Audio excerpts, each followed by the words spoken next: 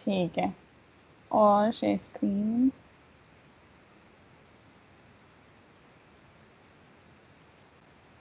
ठीक, तो हमने लास्ट टाइम यहाँ पे छोड़ा था, है ना, हमने अलग अलग तरीके के सेल में ट्रांसपोर्टेशन कैसे होता है, यहाँ से बात शुरू करी थी।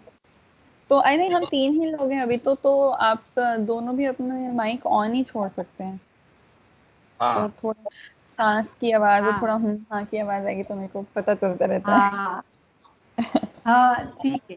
ये ना नीचे अभी बच्चे खेलने आ जाएंगे, वो बहुत शोर अच्छा, करेंगे।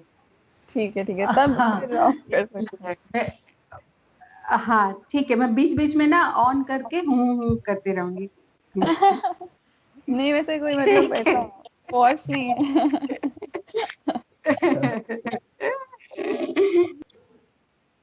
ठीक, चलिए यहाँ से देखते हैं कि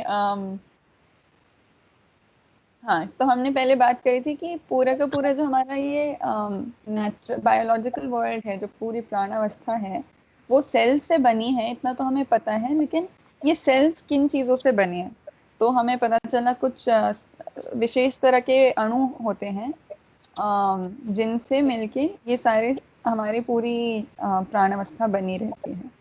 और इन सारे ऐसे अणुओं को कहते हैं बायोमोलिक्यूल्स, क्योंकि वो मॉलिक्यूल्स यानी अणु, और बायो यानी प्राण, प्राणावस्था जैसे, या लिविंग चीज। तो जो चीज प्राण, जो मॉलिक्यूल्स प्राणावस्था को बनाते हैं या बायोलॉजिकल लाइफ को बनाते हैं, उनको कहते हैं बायोमोलिक्यूल। ये सारे, इनके जो मेजर पार्ट होता है वो कार्बन से बने होते हैं।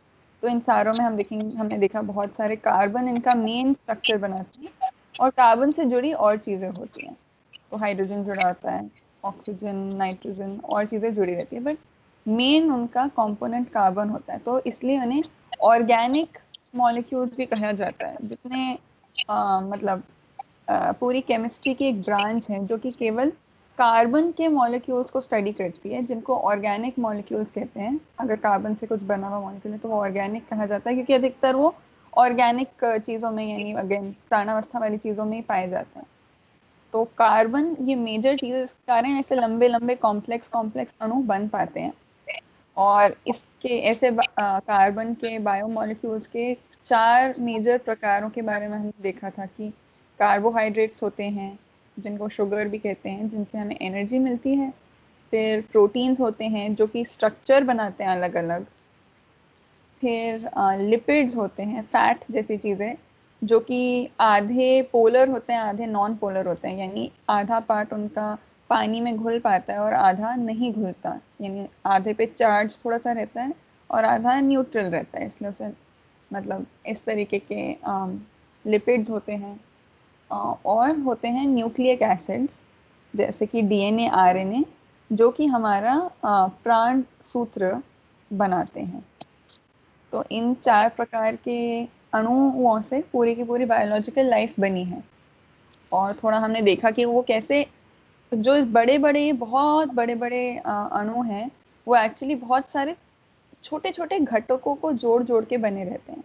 और ये घटक लिमिटेड नंबर के होते हैं, और वो अलग अलग कॉम्बिनेशन में जुड़ के लंबे लंबे ये अणुओं को बना देते हैं, लंबे लंबे या बड़े बड़े। जैसे कि कार्बोहाइड्रेट्स बनते हैं मोनोसैकेराइड से, जो कुछ ऐसे दिखते हैं, ये एक के बाद एक के बाद एक जुड़ के ऐसे चेन्स बना सकते हैं।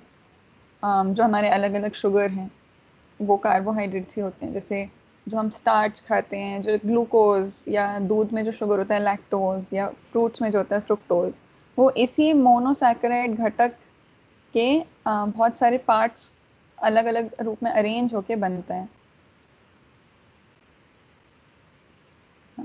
फिर जो लिपिड्स हैं अपने अलग अलग प्रकार के, वैसे लिपिड्स में बहुत वैरायटी है, लेकिन ये ऐसे फैटी एसिड से बनते हैं। तो जैसे ये एक फैटी एसिड है, ये तीन जुड़ जाते हैं तो एक लिपिड बन जाते हैं। वैसे ये जो हमारा न्यूक्लिक एसिड है, डीएनए या आरएनए, वो भी न्यूक्लियोटाइड वाले घटक से बनते हैं, जिसका एक बड़ा इमेज है। ये एक न्यूक्लियोटाइड नहीं, ये तो, ये खैर इधर पूरा नहीं दिख रहा। ये एक न्यूक्लियोटाइड है जिसमें उसका ए वाला पार्ट ये है, उसकी जगह टी भी हो सकता है, उसकी जगह ओ भी हो सकता है, उसकी जगह है ओ नहीं सॉरी जी भी हो सकता है, उसकी जगह सी भी हो सकता है, ATCG। तो ये घटक रिपीट होके फिर आरएनए या डीएनए बनाते हैं। और वैसे प्रोटीन्स के लिए घटक होता है अमीनो एसिड, और अमीनो एसिड जुड़ जुड़ के लंबे लंबे प्रोटीन बनाते हैं अलग अलग तरह के। और इन्हें कहते हैं, उसमें जो घटक है उसको कहते हैं मोनोमर। मोनो का मतलब होता है वन, और जो उसके मिल के जो लंबे लंबे अणु बनते हैं उनको कहते हैं पॉलीमर, जिसमें पॉली का मतलब होता है मेनी।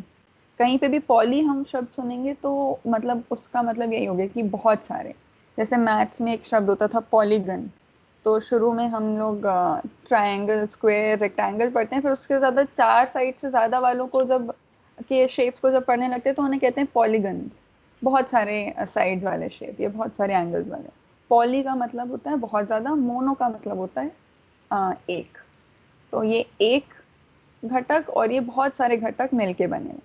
तो पूरी की पूरी जो प्राण रचनाएं हैं वो ऐसे घटकों से ही बनी हैं, जो कि देखिए उनका बेसिक यूनिट तो बहुत सिंपल है, बहुत लिमिटेड है, लेकिन ये मिल के बहुत अलग अलग वैरायटी बना देते हैं। बस यही उनका खासियत है कि मिल के इतनी वेरिएशन बना पाते हैं और ठहर पाते हैं। मतलब ऐसा नहीं कि वो अभी बने और कॉम्प्लेक्स बने और फिर थोड़ी देर में ही विरचित हो गए। अगर ऐसा होता तो फिर वो रह नहीं पाते, वो मतलब ये फिर इतनी रचनाएं नहीं बन पाती।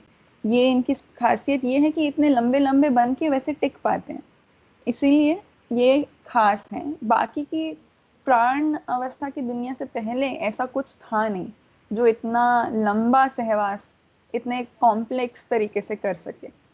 तो यही प्राण अवस्था की एक बहुत बड़ी खासियत है।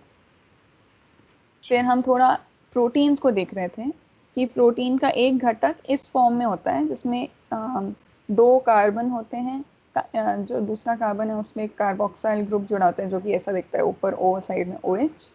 इस बीच वाले कार्बन से इधर एक नाइट्रोजन वाला अमीनो ग्रुप जुड़ा होता है, और एक और कोई साइड चेन जुड़ी होती है। और सारे अमीनो एसिड जैसे ही होते हैं, बस उनमें डिफरेंस ये साइड चेन का रहता है कि R की जगह कुछ भी हो सकता है। इसमें 10 कार्बन और जुड़े हो सकते हैं, इसमें नाइट्रोजन जुड़ा हो सकता है, कुछ भी जुड़ा हो सकता है इधर। वो सॉरी, R चेन कुछ भी हो सकती है, उससे अलग अलग अमीनो एसिड डिफाइन होते हैं।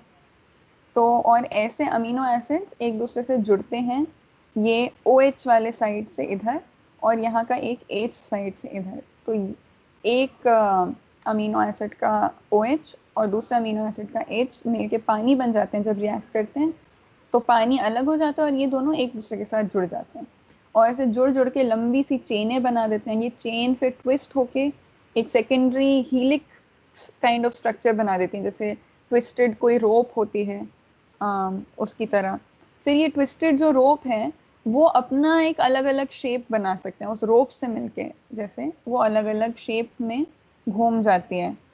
और फिर ये जो घूमा हुआ शेप है वो भी अब अलग अलग सेक्शन बना देता है। तो इस तरीके के 4 लेवल के हम इसके स्ट्रक्चर्स देख सकते हैं। ये उसका प्राइमरी स्ट्रक्चर है जिसमें बस एक लाइन से जुड़े हुए हैं। उसके बाद ये तो उनका केमिकल स्ट्रक्चर हो गया। अब उसके बाद केवल उनका फिजिकल स्ट्रक्चर चेंज हो रहा है। केमिकल यानी ये इनका रासायनिक स्वरूप तो सेम है पूरे में, लेकिन इनका जो भौतिक स्वरूप है थोड़ा सा इसमें shape and size and position का अब शिफ्टिंग आ रहा है। यहाँ पे कॉइल भी हो जाएगा सेकेंडरी स्ट्रक्चर में। फिर कॉइल होने के बाद टर्शरी स्ट्रक्चर बन जाता है। टर्शरी यानी तीसरा, जो कि कोई शेप बना देता है। और फिर क्वार्टिनरी यानी चौथा स्ट्रक्चर होता है जिसमें बहुत सारे अब ये मिल के अलग अलग शेप्स मिलके एक साथ मिलके कोई काम करें, जैसे मशीन के अलग अलग पार्ट्स।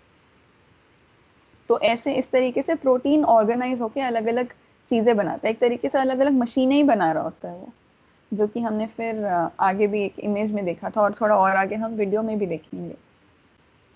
फिर हमने फैटी एसिड्स और लिपिड्स का देखा। ये ज़रूरी इसलिए था क्योंकि हम जो सेल्स देख रहे थे उसकी जो सेल मेम्ब्रेन है, जो सेमी परमिएबल मेम्ब्रेन है, वो इन लिपिड्स से मिलके बनी होती है।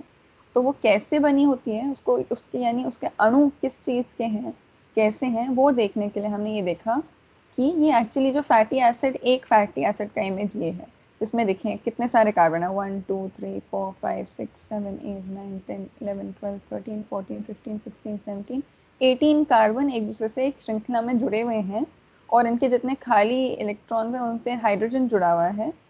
और लास्ट वाला जो कार्बन है बस उस पर ये ओ ओ ग्रुप साथ में लगा हुआ है। तो ये जो ओ ओ ग्रुप है ये थोड़ा चार्ज्ड वाला एक बॉन्ड है, इसलिए ये थोड़ा एक चार्ज्ड साइड रहता है इस पूरे एक अणु का।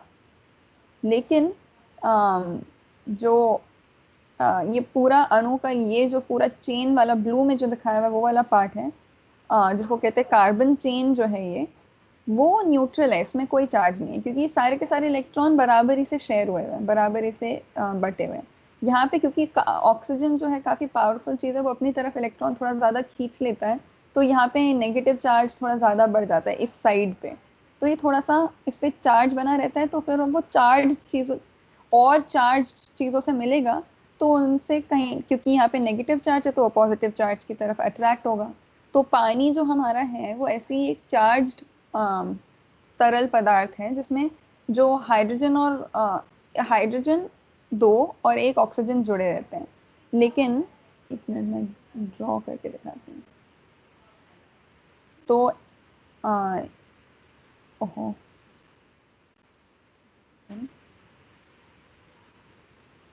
खैर ये एक ऑक्सीजन, ओहो मैं बहुत ही गड़बड़ बना रही हूँ।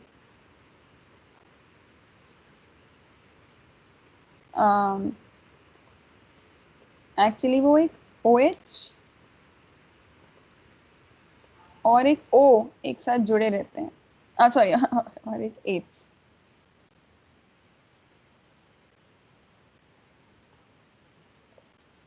और क्योंकि ये OH और H एक साथ जुड़े हुए हैं, जो O है वो अपनी तरफ थोड़ा चार्ज को ज्यादा खींचता है, तो वो एक तरीके से इधर जो चार्ज है ना इस तरफ थोड़ा ज्यादा कॉन्सेंट्रेटेड रहता है इस तरफ की बजाय। तो क्योंकि इसका मतलब एकदम, वैसे ओवरऑल तो ये मॉलिक्यूल न्यूट्रल है, लेकिन एक साइड पे थोड़ा चार्ज ज्यादा रहता है और दूसरी तरफ पे थोड़ा पॉजिटिव चार्ज रहता है, तो इसलिए इसमें पास जाओ तो पॉजिटिव चीजें इसकी तरफ थोड़ी आएंगी और नेगेटिव चीजें इसकी तरफ थोड़ा ज्यादा चिपकने में आएंगी। तो इसीलिए जो चीजें पानी में घुलती हैं वो इसीलिए घुलती हैं क्योंकि वो अगर उनमें नेगेटिव चार्ज है तो थोड़ा हाइड्रोजन, पानी के हाइड्रोजन के पास जाती हैं, चली जाती हैं, और उनमें अगर पॉजिटिव चार्ज है तो हाइड्रोक्साइड, ये जो आयन है OH के पास चली जाती है, इसलिए वो घुल पाती हैं। तो ये एक ऐसा मॉलिक्यूल है जिसमें घुलने लायक पार्ट भी है और न्यूट्रल पार्ट भी है। ये तो नहीं घुलेगा, ये पॉजिटिव पे भी नहीं अट्रैक्ट होगा, नेगेटिव पे भी नहीं अट्रैक्ट होगा, तो ये घुल नहीं सकता। ये घुल सकता है, घुलेगा ही।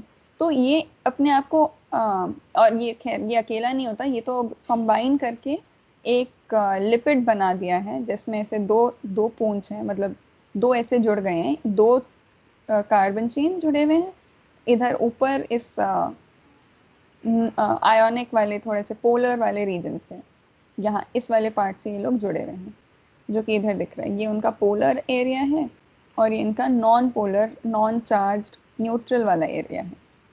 तो क्रिस्टल बहन ये, जी, वो हाँ हाँ, थोड़ा सा वो कर्सर का ना साइज एकदम डॉट वाला हो गया, थोड़ा सा उसको बड़ा कर दो। अच्छा अच्छा, हाँ ये पेन हो गया है। हाँ हाँ, तो ये नॉन पोलर वाला पार्ट, सॉरी ये पोलर पार्ट है। पोलर यानी उसके पोल्स हो गए हैं, जैसे नॉर्थ और साउथ पोल होता है मैग्नेट में, वैसे ही इधर नॉर्थ साउथ की जगह पॉजिटिव और नेगेटिव पोल्स हैं इस वाले पार्ट के। तो यानी ये थोड़ा, क्योंकि ये चार्ज है, इसमें एक तरफ थोड़ी ज्यादा पॉजिटिव है, दूसरी तरफ थोड़ी ज्यादा नेगेटिव है, इसलिए इसे कहते हैं पोलर। और ये जो उसकी पूंछ है ये नॉन पोलर है, क्योंकि ये एकदम इसमें सारी इलेक्ट्रिक चार्ज जो है वो बराबर से बटी हुई है, तो ये नहीं घुलेगी पानी में और ये घुलेगी। तो इसको संभालने के लिए क्या करते हैं ऐसे मॉलिक्यूल्स, पानी में ही पाए जाते हैं, तो ये अपने बहुत सारे ऐसे मॉलिक्यूल्स एक दो अपने आप को इस तरीके से इकट्ठा कर देते हैं कि उनका जो ना घुलने वाला जो नॉन पोलर पूंछ है वो एक दूसरे से ढक देते हैं वो, और जो पोलर वाला पार्ट है वो पानी से अटैच रहता है। तो ऐसा इमेजिन कर सकते हैं ये बाहर पूरा पानी है, तो ये सारे इनके सर जो है वो पानी में घुले हुए हैं और इनकी पूंछ एक दूसरे को छुपाए हुए है ना। ये क्योंकि इसकी पूंछ के साथ जुड़ी हुई है, वो पानी से अलग है। और इस तरीके से दो डबल लेयर में जब वो बाय लेयर में इकट्ठे होके अपने आप को सजा देते हैं, तो वो फिर अब अपने पोलर और नॉन पोलर रीजन को बना के रख सकते हैं और पानी में भी रह सकते हैं। और वो इस तरीके से बाय लेयर में भी कर सकते हैं या फिर इस तरीके का सर्कल भी बना सकते हैं। इसमें भी बाहर पोलर वाला रीजन पानी में घुला हुआ है और नॉन पोलर वाला रीजन एक दूसरे से ही जुड़ा हुआ है, पानी से बचा हुआ है। एक्चुअली स्फीयर है, सर्कल नहीं है।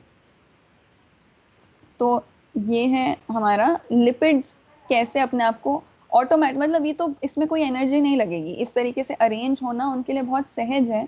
क्योंकि पानी से बचने, मतलब यही होता है ना, जैसे तेल का बूंद हम पानी में डालते हैं, बहुत सारी बूंदे डालेंगे तो वो, क्योंकि पानी में नहीं घुलती, बहुत सारी बूंदे एक दूसरे के साथ आके इकट्ठी हो जाती हैं, उसमें किसी को कोई एनर्जी नहीं डालनी पड़ती, क्योंकि वो पानी में घुल ही नहीं सकती तो और करेंगी भी क्या।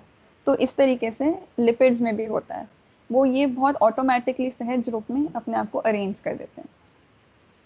और ऐसी अरेंजमेंट बनने के का एक फायदा ये है कि ऐसी डबल लेयर ऐसी लंबी लंबी एक्सटेंड होगी और ऐसा एक पूरा गोला बना देगी। अगर ये पूरा एक सर्कल में लेयर ऐसी बन जाए बाय लेयर, तो अंदर का पानी बाहर के पानी से अब अलग हो गया, तो एक माइक्रो एनवायरनमेंट बन गया है।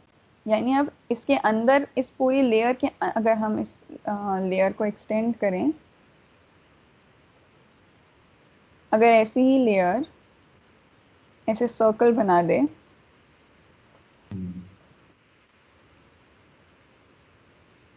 है ना, तो अब ये अंदर का पानी जो है बाहर के पानी से अलग हो गया। तो अब यहाँ पे जो कुछ भी और पदार्थ थे, कुछ मॉलिक्यूल्स रहेंगे अलग अलग पहले से हो सकते हैं, अब वो बाहर के एनवायरनमेंट से अलग हो गए। अब इनके बीच का जो रिएक्शन है वो बाहर के एनवायरनमेंट से अफेक्ट नहीं होगा। तो ये एक इसकी स्पेशल खासियत है, जिसके कारण हमारे सेल्स में भी यही होता है कि है तो वो एक एनवायरनमेंट, तरल एनवायरनमेंट ही है, लेकिन इस सेल मेम्ब्रेन के कारण, ये जो लिपिड मेम्ब्रेन है उसके कारण बाहर के तरल पदार्थ से वो अंदर का अलग हो जाता है। तो इसलिए इधर बहुत सारी चीजें ऐसी हो पाती हैं जो अगर वो खुले में होता तो उनके लिए बड़ा मुश्किल होता। तो ये बहुत इंपॉर्टेंट चीज़ है, इसलिए ये ऐसी लेयर बन जाना, बन पाना, और उस लेयर के बनने के लिए ऐसे मॉलिक्यूल्स बनना एक बहुत इम्पॉर्टेंट घटना रही हमारे धरती के एवोल्यूशन में। और इसी को आगे देखते हैं। अच्छा हाँ, तो हम उसके बाद हमने फिर देखा कि ऐसी लेयर बनी होगी, ऐसा साइंटिस्ट ने भी समझा, लेकिन किस चीज़ से बनी होगी, कैसे बनी होगी ये, और अभी तो जब जब बनती है तो एग्जिस्टिंग किसी प्राणावस्था के इकाई में ही बनती है। जैसे कोई पहले से अगर कोई प्राण कोशिका है, वही और अपने जैसे इन मॉलिक्यूल्स को क्रिएट कर पाती है। तो पहले कैसे हुआ होगा, पहले के जो वातावरण था उसमें 3-4 तरह की गैसेस थी, और पानी था समुद्रों में, और बिजली थी, और गर्मी थी। ये सब साइंटिस्ट को पता था, तो उन्हें लगा चलो हम ट्राई करके देखते हैं, शायद इन्हीं के किसी कॉम्बिनेशन में ये बने हों किसी स्पेशल तरीके से, जो कि अब नहीं पाया जाता। क्योंकि अब हमारे वातावरण में ये सारी गैसेस इस तरह से नहीं पाई जाती जितना पहले पाई जाती थी। हमारे वातावरण में हमें अब पता है कि नाइट्रोजन सबसे ज़्यादा पाया जाता है 70% के आसपास, और फिर उससे कम पाया जाता है ऑक्सीजन जो लगभग 20% के आसपास, और बाकी की सारी जो गिनी चुनी गैसेस हैं बहुत बहुत कम मात्रा में, मतलब 90% तो केवल नाइट्रोजन और ऑक्सीजन है। बाकी की सारी जो गैसेस हैं वो बहुत बहुत कम मात्रा में इसके साथ मिली भी रहती हैं। जबकि पहले जो वातावरण था धरती पे, उसमें नाइट्रोजन नहीं था इतना प्योर नाइट्रोजन, वो अमोनियम गैस के रूप में था, और ऑक्सीजन तो था ही नहीं वातावरण में, मतलब रहा होगा तो बहुत बहुत कम मात्रा में कि वो गिनने लायक नहीं था। और साथ में मीथेन गैस बहुत ज़्यादा थी, वही मीथेन गैस जो अब गोबर जब सड़ता है उससे जो गैस निकलती है वो मीथेन गैस, और हाइड्रोजन गैस। तो साइंटिस्ट ने ऐसे ही एक सेटअप बनाया, चलो उस तरीके का वातावरण अगर हम बनाते हैं, उस तरीके के वातावरण के साथ अगर हम पानी जोड़ते हैं और बिजली जोड़ते हैं, तो क्या हम बना पाते हैं ऐसे मॉलिक्यूल्स। इसको टेस्ट करने के लिए उन्होंने ये एक एक्सपेरिमेंट किया, जिसमें उन्होंने पानी और इन गैसेस के थ्रू एक इलेक्ट्रिक करंट पास किया, फिर उसे वापस ठंडा करके, मतलब ये तो भाप था क्योंकि पानी, फिर वापस ठंडा करके पानी को और उन गैसेस को इधर कलेक्ट करके रखा, और कुछ हफ्ते बाद उन्होंने देखा तो उन्हें सही में अमीनो एसिड्स मिले। अमीनो एसिड्स वही हैं जिनसे मिलके प्रोटीन्स बनते हैं। तो इससे एक पहली बार प्रूफ मिला कि कैसे पहली बार धरती पे इस तरह के बायोमोलिक्यूल्स शायद जन्मे होंगे, क्योंकि लैब में भी क्रिएट हो पाया तो धरती में तो क्रिएट हो ही पाया हो सकता है। और केवल जो 13 प्रकार के अमीनो एसिड्स उन्हें मिल पाए वो केवल कुछ हफ्तों के अंदर अंदर। तो जो धरती पे, जब ये पूरी धरती पे प्रोसेस चल रहा होगा, तो फिर तो कितने ही प्रकार के और ऑर्गेनिक मॉलिक्यूल्स, बायोमोलिक्यूल्स भी शायद बन पाए होंगे, सिंपल वाले, मतलब लंबे वाले मॉलिक्यूल्स नहीं, बट उनके घटक तो बन ही पाए होंगे। वो जो घटकों का एक साथ जुड़ना है वो खुले वातावरण में उतना आसानी से नहीं हो पाता, लेकिन जब वो लिपिड बायलेयर जो हमने अभी देखा वो अगर उसके आसपास मिल जाए और पूरे खुले वातावरण के दबाव से हट के उसको एक छोटा सा अपना एक सेफ माइक्रो एनवायरनमेंट अगर मिल जाए तो वो घटकों का जुड़ना संभव हो पाता है। अब हमने देखा भी होगा कि अभी जो हम पेड़ पौधे देखते हैं है ना, वो भी इन सभी घटकों से बने, हमारे शरीर भी इन घटकों से बने, यानी कि फैटी एसिड से और न्यूक्लियोटाइड से, अमीनो एसिड से और मोनोसैक्राइड से। लेकिन जैसे शरीर मरता है या पौधे का कोई टुकड़ा टूट जाता है और वो उस प्राणावस्था की व्यवस्था में नहीं रहता, यानी उसमें प्राण खत्म हो जाता है, तो वो सारे जो लंबे लंबे पॉलीमर्स थे वो धीरे धीरे करके टूट के, क्योंकि अब खुले वातावरण में आ गए हैं, वो टूट के वापस अपने मोनोमर में, अपने घटकों में टूटने लग जाते हैं। और इसीलिए उसी को हम, उस विरचना को ही हम कहते हैं कि वो वापस रचना, जो प्राण रचना थी उससे पदार्थावस्था में विरचित हो गया। क्योंकि खुले वातावरण में उनका ऐसे बना रहना बड़ा मुश्किल है। जब तक प्राण कोशिका रहती है तब तक वो बना रह पाता है, लेकिन प्राण कोशिका का किसी ना किसी कारण से एक तरीके से स्विच ऑफ हो जाने पर ये सारे घटक भी अलग हो जाते हैं। अभी भी हम अपने आंखों से रोज ही देखते ही हैं इसको। तो जो ये लिपिड बायलेयर है, ये इसकी महिमा है कि जब तक ये रहता है तब तक ये सारे घटक एक साथ आके लंबी लंबी बड़ी बड़ी कॉम्प्लेक्स चीजें बना पाते हैं। और ये जो है, ये तो बहुत सिंपल एक छोटा सा ही मॉलिक्यूल है एक्चुअली, और ऐसे छोटे से बहुत सारे मॉलिक्यूल बस एक साथ इकट्ठा हो गए हैं, क्योंकि उनके लिए सबसे सहज है तरल एक वातावरण में इस तरीके से इकट्ठा हो जाना। और इस तरीके के संयोगों से मिलके हम कल्पना कर पाए कि शायद पहला कभी प्राण कोशिका इस तरीके से सिंपल तरीके से बन पाया होगा। ये छोटे छोटे लिपिड के मॉलिक्यूल्स एक साथ इकट्ठे हुए होंगे बायलेयर में, उनने ऐसा एक छोटा सा एक चेम्बर जैसा कोशिका बनाई होगी जिसमें अंदर का पानी और बाहर का पानी अलग हो गया, और इस अंदर के पानी में काफी सारे घटक रहे होंगे, तभी वो घटक इस छोटे एनवायरनमेंट में रहते हुए एक दूसरे से जुड़ के बड़े बड़े थोड़े और लंबे मॉलिक्यूल्स बना पाए होंगे। और ऐसे ऐसे करके धीरे धीरे बड़े से और बड़ा, और फिर उनमें अलग अलग विभिन्नता, वैरायटी आई होगी, और फिर जिस तरीके के हम आज देख पाते हैं प्राण कोशिका, वो धीरे धीरे बन पाई होगी। ऐसा अनुमान कुछ वैज्ञानिक लगा पाए। तो ये था हमारा अभी तक का कि प्राण कोशिका का एवोल्यूशन कैसे हुआ होगा, सबसे पहले पदार्थावस्था से प्राणावस्था के अंदर। पर इसके बाद हम आते हैं कि ठीक है, प्राण कोशिका तो ऐसे बन गई, लेकिन बन गई उसके बाद वो बनी क्या, वो चीज है क्या? मतलब अब जो हम प्राण कोशिका को देखते हैं उसमें हो क्या रहा है, उसको थोड़ा देखने के लिए हमने अगला सेक्शन शुरू किया था, जो कि है सेल मेटाबॉलिज्म। मेटाबॉलिज्म यानी जो कुछ भी अंदर काम करना हमारे चलता है शरीर में, और प्राण कोशिकाओं के अंदर जितने केमिकल रिएक्शंस होते हैं उसे बनाए रखने के लिए, उसको कहते हैं मेटाबॉलिज्म। तो इधर ये एक इमेज है कि एक सेल में, ये एक सेल नहीं है एक्चुअली, सेल के अंदर क्लोरोप्लास्ट में, जहाँ पे फोटोसिंथेसिस होता है पौधों के सेल्स में, उस क्लोरोप्लास्ट में ये फोटोसिंथेसिस कैसे चल रहा होता है उसका एक डायग्राम है, जिसमें बहुत सारे ये प्रोटीन्स सेल में उस क्लोरोप्लास्ट के मेम्ब्रेन में गड़े हुए हैं। और एक तरीके से ये जो मेम्ब्रेन है वो आप कह सकते हैं कन्वेयर बेल्ट की तरह है, जैसे फैक्ट्री में एक बेल्ट होती है ना जिसमें चीज़ें आगे बढ़ते रहती हैं, और ये जो प्रोटीन उसमें गड़े हुए हैं वो उस कन्वेयर बेल्ट पे लगी हुई मशीन्स की तरह हैं। और ये छोटे छोटे जो अलग अलग मॉलिक्यूल्स और आयन्स हैं वो इनके थ्रू पास होते हुए रॉ मटेरियल की तरह हैं। उस कन्वेयर बेल्ट को एनर्जी मिलती है रोशनी से, धूप से, और फिर वो अपना पूरा काम चला पाते हैं। ये फैक्ट्री चलते रहती है, और ये काफ़ी कॉम्प्लेक्स सिस्टम है, इस डायग्राम को देख के समझ में आता है। काफ़ी कॉम्प्लेक्स सिस्टम है इस फैक्ट्री का, जो कि हमारे को फूड प्रोड्यूस कर पाता है धूप की एनर्जी से, फोटोसिंथेसिस की प्रोसेस के थ्रू। तो ये बस एक आइडिया देने के लिए कि ये तो एक पूरे प्राण कोशिका में बहुत सारे पत्ते, एक पत्ते की एक प्राण कोशिका के अंदर बहुत सारे इस तरह के क्लोरोप्लास्ट रहते हैं। ये पूरा का पूरा एक क्लोरोप्लास्ट है, और ये इनफैक्ट ये एक क्लोरोप्लास्ट भी नहीं, ये तो एक क्लोरोप्लास्ट के अंदर का एक थाइलाकॉइड है। मतलब ये इमेज एक्चुअली इधर थी। हाँ, ये जो है ये एक क्लोरोप्लास्ट है। एक प्राण कोशिका के अंदर ये एक ऐसा क्लोरोप्लास्ट रहता है, उसके अंदर बहुत सारे ये स्टैक्ड थाइलाकॉइड्स रहते हैं। तो वो जो हमने डायग्राम देखा वो एक थाइलाकॉइड था, और ऐसे बहुत सारे क्लोरोप्लास्ट एक कोशिका के अंदर पाए जाते हैं। तो एक थाइलाकॉइड में क्या चल रहा है, वो ये उसका इमेज है। तो सिक्कों की तरह जो थाइलाकॉइड्स दिख रहे थे ना उसमें ग्रीन ग्रीन एक के ऊपर एक रखे हुए, वो एक ऐसा है। तो ये उसका इमेज है। तो हम समझ सकते हैं कि एक थाइलाकॉइड में, जो कि एक क्लोरोप्लास्ट के अंदर है, एक प्राण कोशिका के, ये सब चल रहा है। तो पूरी की पूरी प्राण कोशिका में तो कितने हजारों चीजें एक साथ केमिकल रिएक्शंस चल रहे होंगे।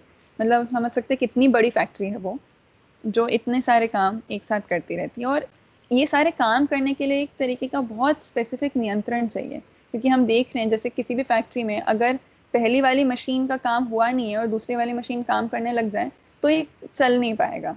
तो इसमें इनका टाइमिंग भी बहुत ज़रूरी है। और केवल इनका टाइमिंग नहीं, इस थाइलाकॉइड में जो काम चल रहा है उसका काम बाहर के जो ये बेस मटेरियल है जिसका नाम है स्ट्रोमा, उससे कनेक्शन रहना चाहिए। ये पूरे के पूरे क्लोरोप्लास्ट में जितने थाइलाकॉइड है उनके बीच में नियंत्रण होने की ज़रूरत है। और ये सारा जो क्लोरोप्लास्ट में चल रहा है वो बाकी के सेल के साथ नियंत्रित रहना चाहिए, तभी ये पूरा का पूरा व्यवस्था बने रह सकता है।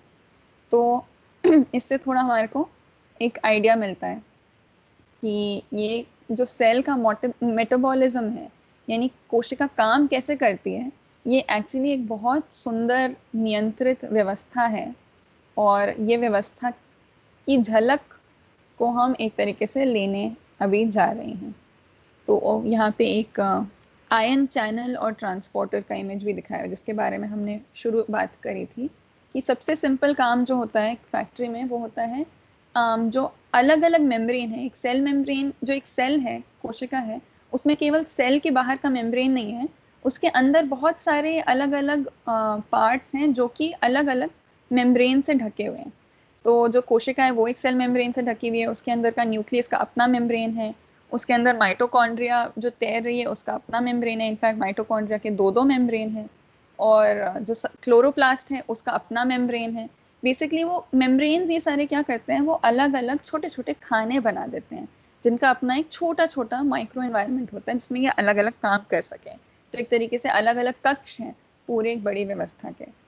तो ये मेम्ब्रेन के अक्रॉस ट्रांसपोर्ट करना चीज़ों को, ये एक मेन सबसे सिंपल चीज़ है जो सेल्स में काम चलता है, यानी ट्रांसपोर्ट कैसे होता है।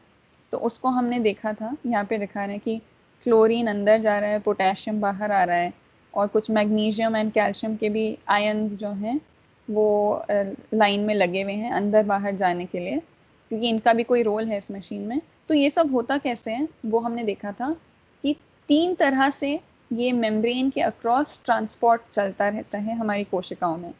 एक होता है जिसमें कोई एनर्जी नहीं लगती, वो होता है डिफ्यूजन।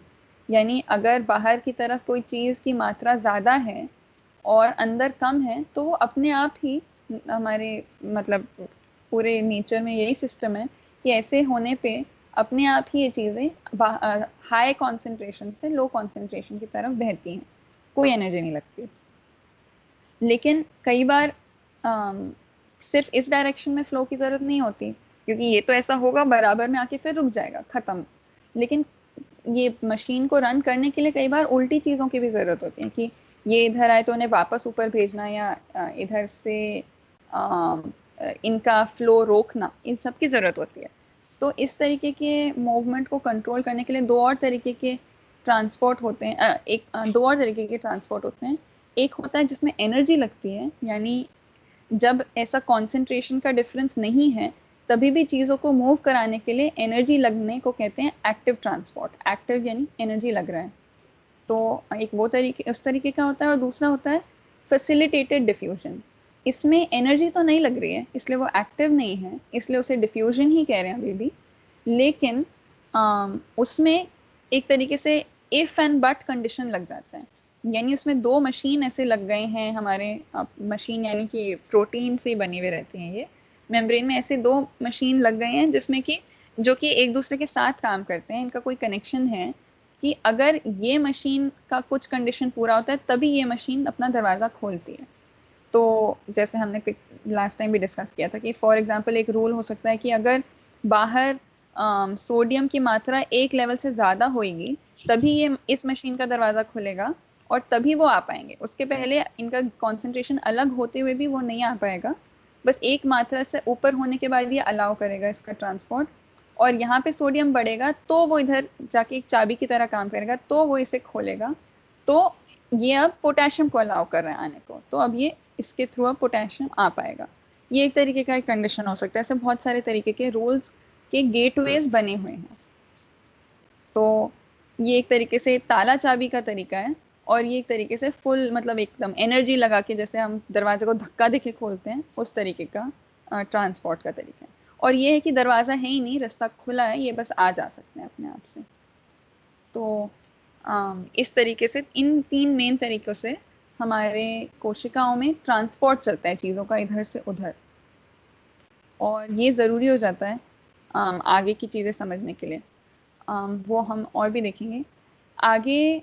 अब हम देखने वाले हैं कि अच्छा ठीक है, ये सब जो हमने देखा एक्टिव ट्रांसपोर्ट हो रहा है, तो ये एनर्जी आती कहाँ से है ना? हमारी सेल इतने सारे काम कर रही है जिसमें बहुत सारी एनर्जी लगती है। केमिकल रिएक्शंस में कई सारी जगहों पे वो सहज वाले नहीं होते, यानी सहज केमिकल रिएक्शन होते हैं ऐसे परमाणुओं को ऐसे अणुओं को बनाना जो कि अपने जो उनका पूर्व स्वरूप है पिछले स्वरूप से ज़्यादा स्टेबल है, अगर यानी उसमें उसको बनाए रखने में कम ऊर्जा जा रही है, तो मतलब इस एग्जाम्पल को लेते हैं, नहीं ये एग्जाम्पल नहीं ले सकते क्योंकि उसका उल्टा ही है, पर अगर अगर 2 फॉर एग्जाम्पल घटक हैं, है ना, इसको इस ए और बी, और ए वाला जो घटक है इस मॉलिक्यूल को अपने आप को बनाए रखने के लिए एक लेवल ऑफ ऊर्जा चाहिए, और बी वाला जो घटक है इसे भी अपने आप को बनाए रखने के लिए एक लेवल ऑफ ऊर्जा चाहिए। अब बिना किसी और एनर्जी के दबाव के ये दोनों एक साथ पास में आने के बाद एक तभी होंगे, यानी एक दूसरे के साथ रिएक्ट करके एक चेन जैसा बड़ा अणु तभी बनाएंगे जब इन दोनों के जुड़ने के बाद जो पूरा बड़ा मॉलिक्यूल बन रहा है उसकी एनर्जी, उसको बनाए रखने के लिए जो एनर्जी चाहिए वो ए और बी की अपने अलग अलग रहने से कम है। यानी ए को बनाए रखने के लिए जितनी एनर्जी चाहिए थी और बी को बनाए रखने के लिए जितनी एनर्जी चाहिए थी उससे कम एनर्जी चाहिए अगर ए बी को बनाए रखने के लिए, तो फिर ही ये वाला केमिकल रिएक्शन अपने आप से हो पाएगा। क्योंकि उसका मतलब क्या हुआ कि ए जितना स्टेबल है और बी जितना स्टेबल है उससे कहीं अधिक स्टेबल है ए बी। जैसे कि अगर 2 मैग्नेट्स हैं वो एक दूसरे से वो अपने आप से खुश हैं, लेकिन अगर आप उन्हें एक दूरी पे रखो तो वो एक दूसरे की तरफ नहीं दौड़ते। एक दूरी से नहीं, एक्चुअली बहुत अच्छा एग्जाम्पल नहीं है बट फिर भी एक दूरी से ज़्यादा पास आ जाते हैं तो उनके लिए ज़्यादा आसान है एक दूसरे से चिपक के रहना, दूर रहने से के बजाय उनके लिए ज़्यादा सहज है, उसमें कम एनर्जी लगती है, इसलिए वो फिर चिपक जाते हैं एक दूसरे से। तो इस तरीके वो बिना एनर्जी के होता है, हमारे को कुछ उसमें फोर्स नहीं डालना पड़ता, वो खुद से एक दूसरे की तरफ दौड़ते हैं। इसी तरह मॉलिक्यूल्स भी तभी रिएक्ट करते हैं बिना दबाव के जब उनके लिए वो सहज होता है। सहज होने का मतलब यानी जब उनके लिए वो ज़्यादा जो रिजल्ट है वो इंग्रेडिएंट से ज़्यादा स्टेबल मॉलिक्यूल है तब। लेकिन कई बार सारे के सारे जो हमारे बॉडी के मॉलिक्यूल्स हैं वो ऐसे नहीं हैं, क्योंकि वो थोड़े क्योंकि इतने लंबे लंबे कॉम्प्लेक्स मॉलिक्यूल्स हैं, उन्हें बनाए रखना काफ़ी मुश्किल काम है। तो हमेशा ऐसा नहीं होता कि ज़्यादा स्टेबल मॉलिक्यूल हैं, कई बार कम स्टेबल भी होते हैं और उनको फोर्स करके उस स्ट्रक्चर को बनाना पड़ता है और उसे बनाए रखने के लिए भी कुछ एनर्जी चाहिए होती है। तो ऐसे रिएक्शंस को करवाने के लिए आपको एनर्जी डालनी ही पड़ेगी, यानी आप उनको खुद अपने आप से खेलने के लिए छोड़ दोगे तो वो दोस्ती नहीं कर लेंगे, उनको आपको मतलब थोड़ा सा एनर्जी डाल के बहलाना फुसलाना पड़ेगा कि आप साथ हो जाओ एक साथ थोड़ा, है ना। तो ऐसा जो रिएक्शन करवाने के लिए जो हमारी बॉडी या किसी भी कोशिकाओं में जब ऐसे रिएक्शंस होने होते हैं लंबे लंबे पॉलीमर्स बनाने के लिए मोनोमर्स से, तो एनर्जी की ज़रूरत होती है। और हमारी बॉडी में हज़ारों पॉलीमर्स हैं, तो बहुत सारी एनर्जी की ज़रूरत है। बहुत सारे पॉलीमर्स कॉन्स्टेंटली बन रहे हैं। और कई बार ऐसा भी होता है कि टूटने पे भी, तोड़ने के लिए भी एनर्जी चाहिए होती है कई बार, कि क्या पता जो बड़ा वाला बना हुआ है वो ज़्यादा स्टेबल है और जो उसके घटक हैं वो कम स्टेबल हैं, तो साथ बना रहना ही प्रेफर करेगा। लेकिन अब हमारे को क्योंकि वो इतने बड़े बड़े चीज़ों को पचाना ईजी नहीं है, तो उसे तोड़ना पड़ेगा। तो ऐसे बड़े बड़े मॉलिक्यूल्स को कई बार तोड़ने के लिए भी एनर्जी चाहिए होती है। तो चाहे बनाने वाला रिएक्शन हो चाहे तोड़ने वाला रिएक्शन हो, अगर वो कम स्टेबिलिटी की तरफ जाता है तो उसके लिए एनर्जी की ज़रूरत पड़ती है, एनर्जी देने की ज़रूरत पड़ती है। तो ये सारी एनर्जी कहाँ से लाता है सेल इतने सारे रिएक्शंस के लिए? तो उसको समझने के लिए हमें ये एटीपी को समझना पड़ेगा कि कैसे हम लोग कहते हैं ना कि हम खाना खाते हैं एनर्जी के लिए, ऑफ कोर्स और चीज़ों के लिए भी खाते हैं, मतलब रॉ मटेरियल के लिए भी खाते हैं, बट कॉमन चीज़ कहना है कि एनर्जी चाहिए इसलिए हम खाना खा रहे हैं। तो वो खाने से लेके हमारे पास शरीर में एनर्जी कहाँ से आती है उसको थोड़ा हम देखते हैं ज़रा।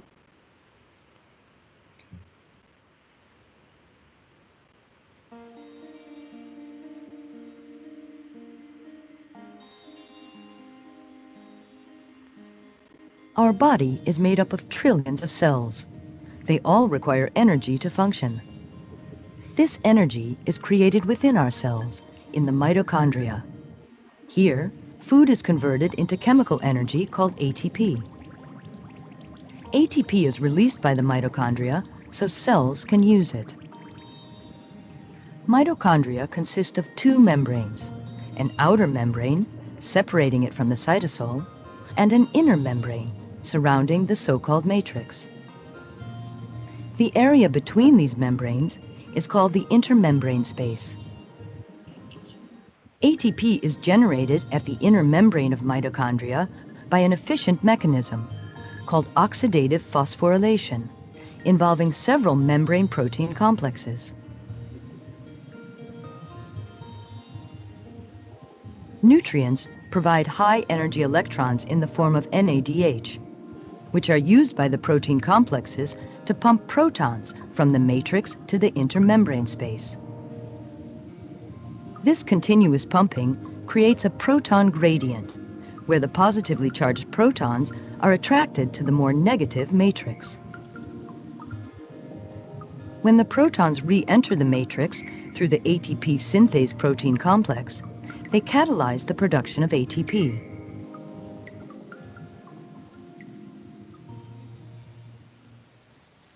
ठीक है, इसे मैं अब एक बार फिर से प्ले करके समझाती हूँ म्यूट करके।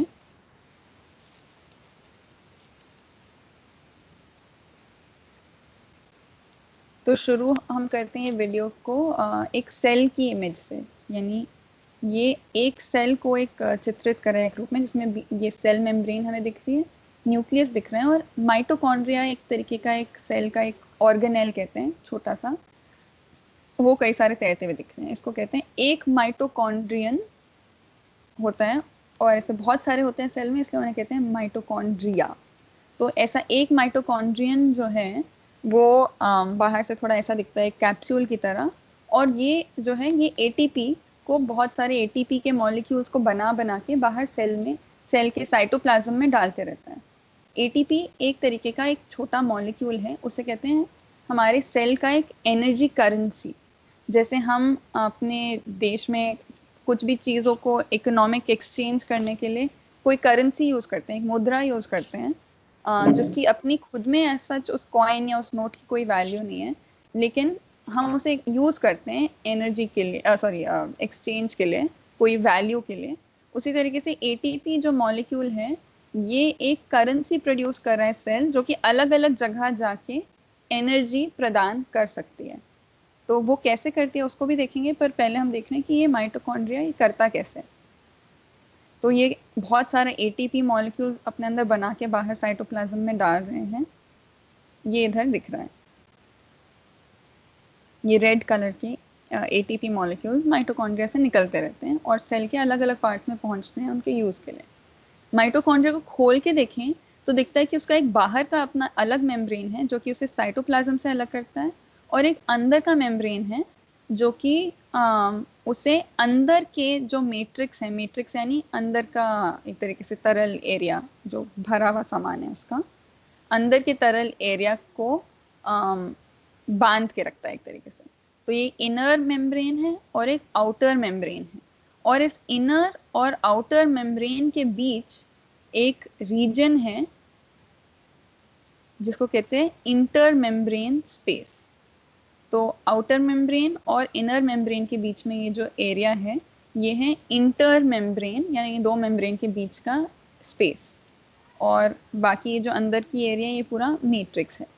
तो ये क्यों अलग अलग इतने मेम्ब्रेन्स और रीजन्स की हम बात कर रहे हैं और वो है ही क्यों, उसका बहुत बड़ा कारण है कि एटीपी को बनाना बहुत सहज काम नहीं है। किसी भी रेगुलर एनवायरनमेंट में ये बहुत सहज रिएक्शन नहीं है, तो इसको बनाने के लिए बहुत स्पेशल कंडीशंस क्रिएट करने पड़ते हैं जिससे कि ये मॉलिक्यूल बन सके। तो उन कंडीशंस को बनाने के लिए इस तरीके से डबल लेयर की ज़रूरत पड़ती है। तो ये कैसे काम करता है, ये डबल लेयर की तरफ जूम इन करके देखते हैं तो हमें दिखता है कि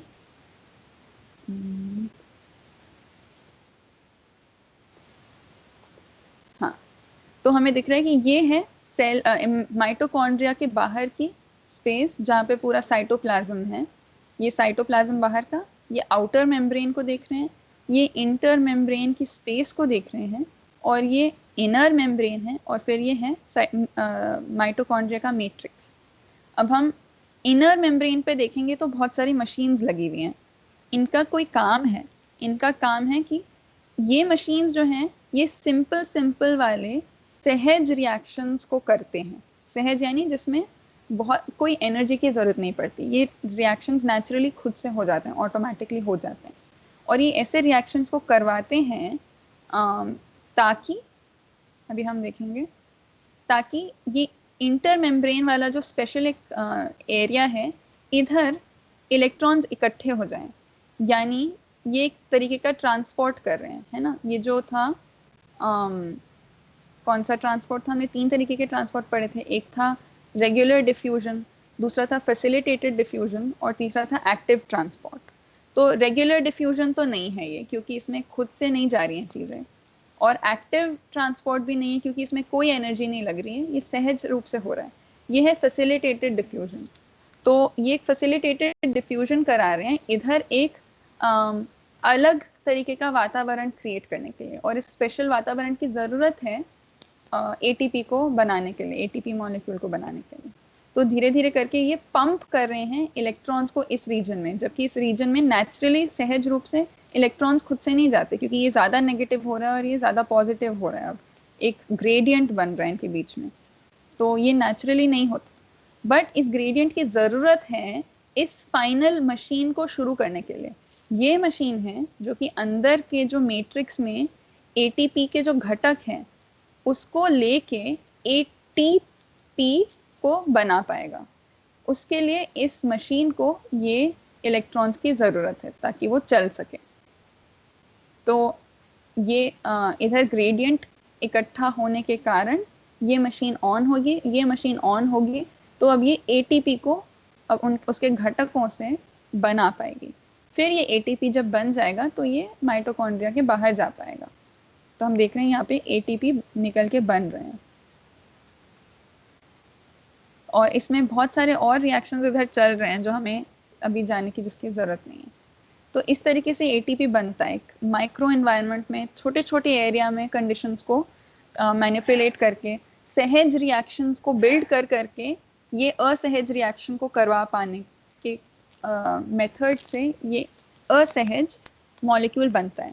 असहज का मतलब क्या है कि इसको बनाए, ये एटीपी ये मॉलिक्यूल का नाम है, एडेनोसिन ट्राइफॉस्फेट इसका नाम है, क्योंकि इस पे 3 फॉस्फेट जुड़े रहते हैं। इस बाकी के इसको एडेनोसिन बोलते हैं, और उस पर 3 फॉस्फेट जुड़े हैं, ट्राइफॉस्फेट। तो इसको इस रूप में बनाए रखना थोड़ा मतलब इसमें काफ़ी एनर्जी जाती है। तो इसमें एनर्जी जाती है यानी वो जो इलेक्ट्रॉन्स उसमें गए वो मतलब एक तरीके से वो थोड़ा मुश्किल से इसे बना के रखने के लिए एक स्पेशल कंडीशन की ज़रूरत पड़े। अब ये एनर्जी नहीं गई, इसको बनाए रखने के लिए मटेरियल गया, इलेक्ट्रॉन्स गए। तो एक तरीके से आप मान सकते हो कि अब क्योंकि ये इसको बनाए रखना एक बैटरी को चार्ज करने के रूप में आप समझ सकते हैं। फिर ये जब कहीं जाएगा कहीं और किसी और जगह पे एनर्जी की ज़रूरत होगी तो वो वाला पार्ट सेल का इसे तोड़ देगा, इस मॉलिक्यूल को तोड़ देगा। इसका तोड़ना क्या होता है कि ये 3 फॉस्फेट में से एक फॉस्फेट को अलग करना। अब ये तोड़ना बहुत मुश्किल काम नहीं है, इस मॉलिक्यूल का टूटना बहुत आसान है क्योंकि वैसे भी असहज मॉलिक्यूल था, काफ़ी असहज था। तो ये जब टूटता है तो ये उसके लिए ज़्यादा बेटर है, तो ये बहुत सारी एनर्जी रिलीज़ करता है। तो ये सारी जो एनर्जी जब ये रिलीज़ करता है अपने वातावरण में, उस एनर्जी को फिर वो सेल का पार्ट यूज़ कर पाता है। अब ये टूट गया तो इसकी एनर्जी कम हो गई, यानी उसका चार्ज कम हो गया क्योंकि ये ज़्यादा स्टेबल है। अब इसे वापस चार्ज होने के लिए ये एडीपी यानी एडेनोसिन के साथ 2 फॉस्फेट, डाइफॉस्फेट और साथ में एक अकेला वाला फॉस्फेट अब वापस किसी माइटोकॉन्ड्रिया में जाके एटीपी बनेंगे, यानी कि फिर से रिचार्ज होंगे। और इस तरीके से ये अपना चलते रहते हैं, एटीपी बनते हैं, कहीं पे यूज़ होके वापस एडीपी बन जाते हैं, फिर ये एडीपी माइटोकॉन्ड्रिया में जाता है, फिर माइटोकॉन्ड्रिया उसे चार्ज कर करके फिर से एटीपी बनाता है। इस तरीके से ये हमारे सेल में सारी एनर्जी का सोर्स ये बनता है। अब ये प्रोसेस करने में एक जगह पे ग्लूकोज की ज़रूरत होती है, इसीलिए हम लोग खाने में ग्लूकोज खाते हैं, जो कि इधर डिटेल में नहीं बताया उन्होंने। यहाँ पे जो बहुत सारे रिएक्शंस चल रहे थे ना, इधर एक रिएक्शन में ग्लूकोज की ज़रूरत है, केवल उसके लिए हम लोग कहते हैं कि ग्लूकोज से हमें एनर्जी मिलती है। यानी ग्लूकोज यानी शुगर, किसी भी तरह के शुगर से, किसी भी तरह के कार्बोहाइड्रेट से। सारे कार्बोहाइड्रेट्स टूट के शुगर ही बन जाते हैं, ग्लूकोज ही बन जाते हैं फाइनली। और वो ग्लूकोज पहुंचता है किसी सेल के किसी माइटोकॉन्ड्रिया में, और उधर ये रिएक्शन के थ्रू एटीपी बनाने में हेल्प कराता है। तो इस तरीके से ये हमारे सेल का एनर्जी हाउस है, ऊर्जित इस तरीके से रहती है हमारे शरीर के एक एक कोशिका इस एटीपी के कारण। ये थोड़ा कॉम्प्लेक्स था, तो अभी मैं थोड़ा पॉज करती हूँ और पूछती हूँ इसमें कुछ डाउट्स।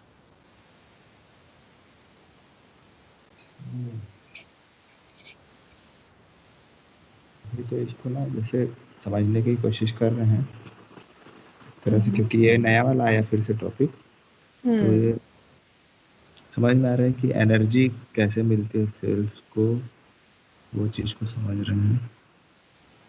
और जैसे शुगर वाली जो बात थी, तो इसमें जैसे जिस तरह से शुगर का रोल है, वैसे ही जो हम और भी चीज़ें लेते हैं आहार के रूप में, उनका भी कुछ ना कुछ यहाँ पर चीज़ें तो यहाँ पर यूज हो ही रही होंगी ना।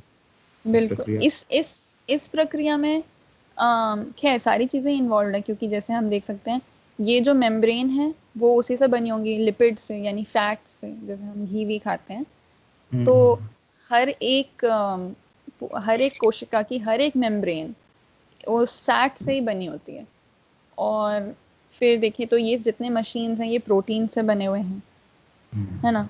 शुगर इसके रिएक्शन में चाहिए होता है, और डीएनए जो है वो इधर डीएनए नहीं है, पर इसके मैट्रिक्स में, माइटोकॉन्ड्रिया के मैट्रिक्स में डीएनए जो उसे काम कैसे करना है वो बताता है। डीएनए नहीं है, आई थिंक वो आरएनए है, पर हाँ न्यूक्लिक एसिड है। तो ये सारी चीज़ें हमारे आहार में होने की ज़रूरत है, क्योंकि केवल ये माइटोकॉन्ड्रिया में नहीं है, हमारे सेल के हर पार्ट में ये चारों कहीं ना कहीं तो रहते ही हैं। न्यूक्लिक एसिड सारी जगह नहीं रहता, वो माइटोकॉन्ड्रिया में रहता है और न्यूक्लियस में रहता है, बट बाकी तीनों तो हर एक सेल के हर एक पार्ट को बनाने के लिए चाहिए होते हैं, है ना। फैट से सारी मेम्ब्रेन बनेंगी, प्रोटीन से बाकी स्ट्रक्चर्स बनेंगे, और जितने हम बाकी विटामिन मिनरल्स खाते हैं वो उन सारे स्ट्रक्चर्स में घूमने वाली चीज़ें हैं। और ग्लूकोज से उन्हें एनर्जी मिलती है, मतलब वो तो ग्लूकोज सीधा का सीधा माइटोकॉन्ड्रिया में ही पहुंचता है, यानी वो जैसे शहर में पहुंच के, हम कोशिका को अगर शहर माने तो सीधे एनर्जी सेंटर पे ही जाता है ग्लूकोज। अच्छा। फिर यहाँ से एटीपी प्रोड्यूस होके बाकी के पूरे सेल में फैल जाता है। तो हाँ, हमारे आहार की सारी चीजें इसीलिए जरूरी हैं।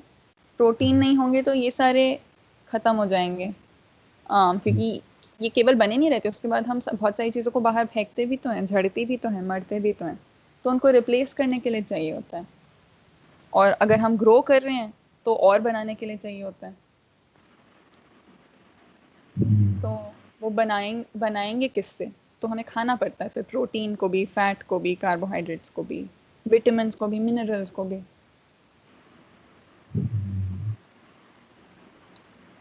ये एक प्रश्न आ रहा था मेरा, जैसे कि जो हम लोग कुछ लोग जैसे जिम जाते हैं या फिर हम लोग थोड़ा सा हेल्दी होना चाहते हैं, तो वो फिर इससे जुड़ी बात है क्या? मतलब हमारी कुछ कमी रहती है क्या खाने पीने में, या कुछ जिसके कारण हेल्थ नहीं आता अच्छे से? हाँ, मतलब जो हमारी बॉडी का फिट रहना है उसमें केवल, मतलब ये जो हम खाना खा रहे हैं वो एक तरीके से, हम फैक्ट्री को ही देखें तो फैक्ट्री में रॉ मटेरियल डालने के बराबर है ना, जितना खाना हम खा रहे हैं। लेकिन अगर किसी फैक्ट्री में रॉ मटेरियल सब बराबर पहुंच रहा है तो भी जरूरी नहीं है कि फैक्ट्री ठीक से चले। उसके चलने के लिए रॉ मटेरियल से कई और चीजों को ठीक होना भी जरूरी है ना।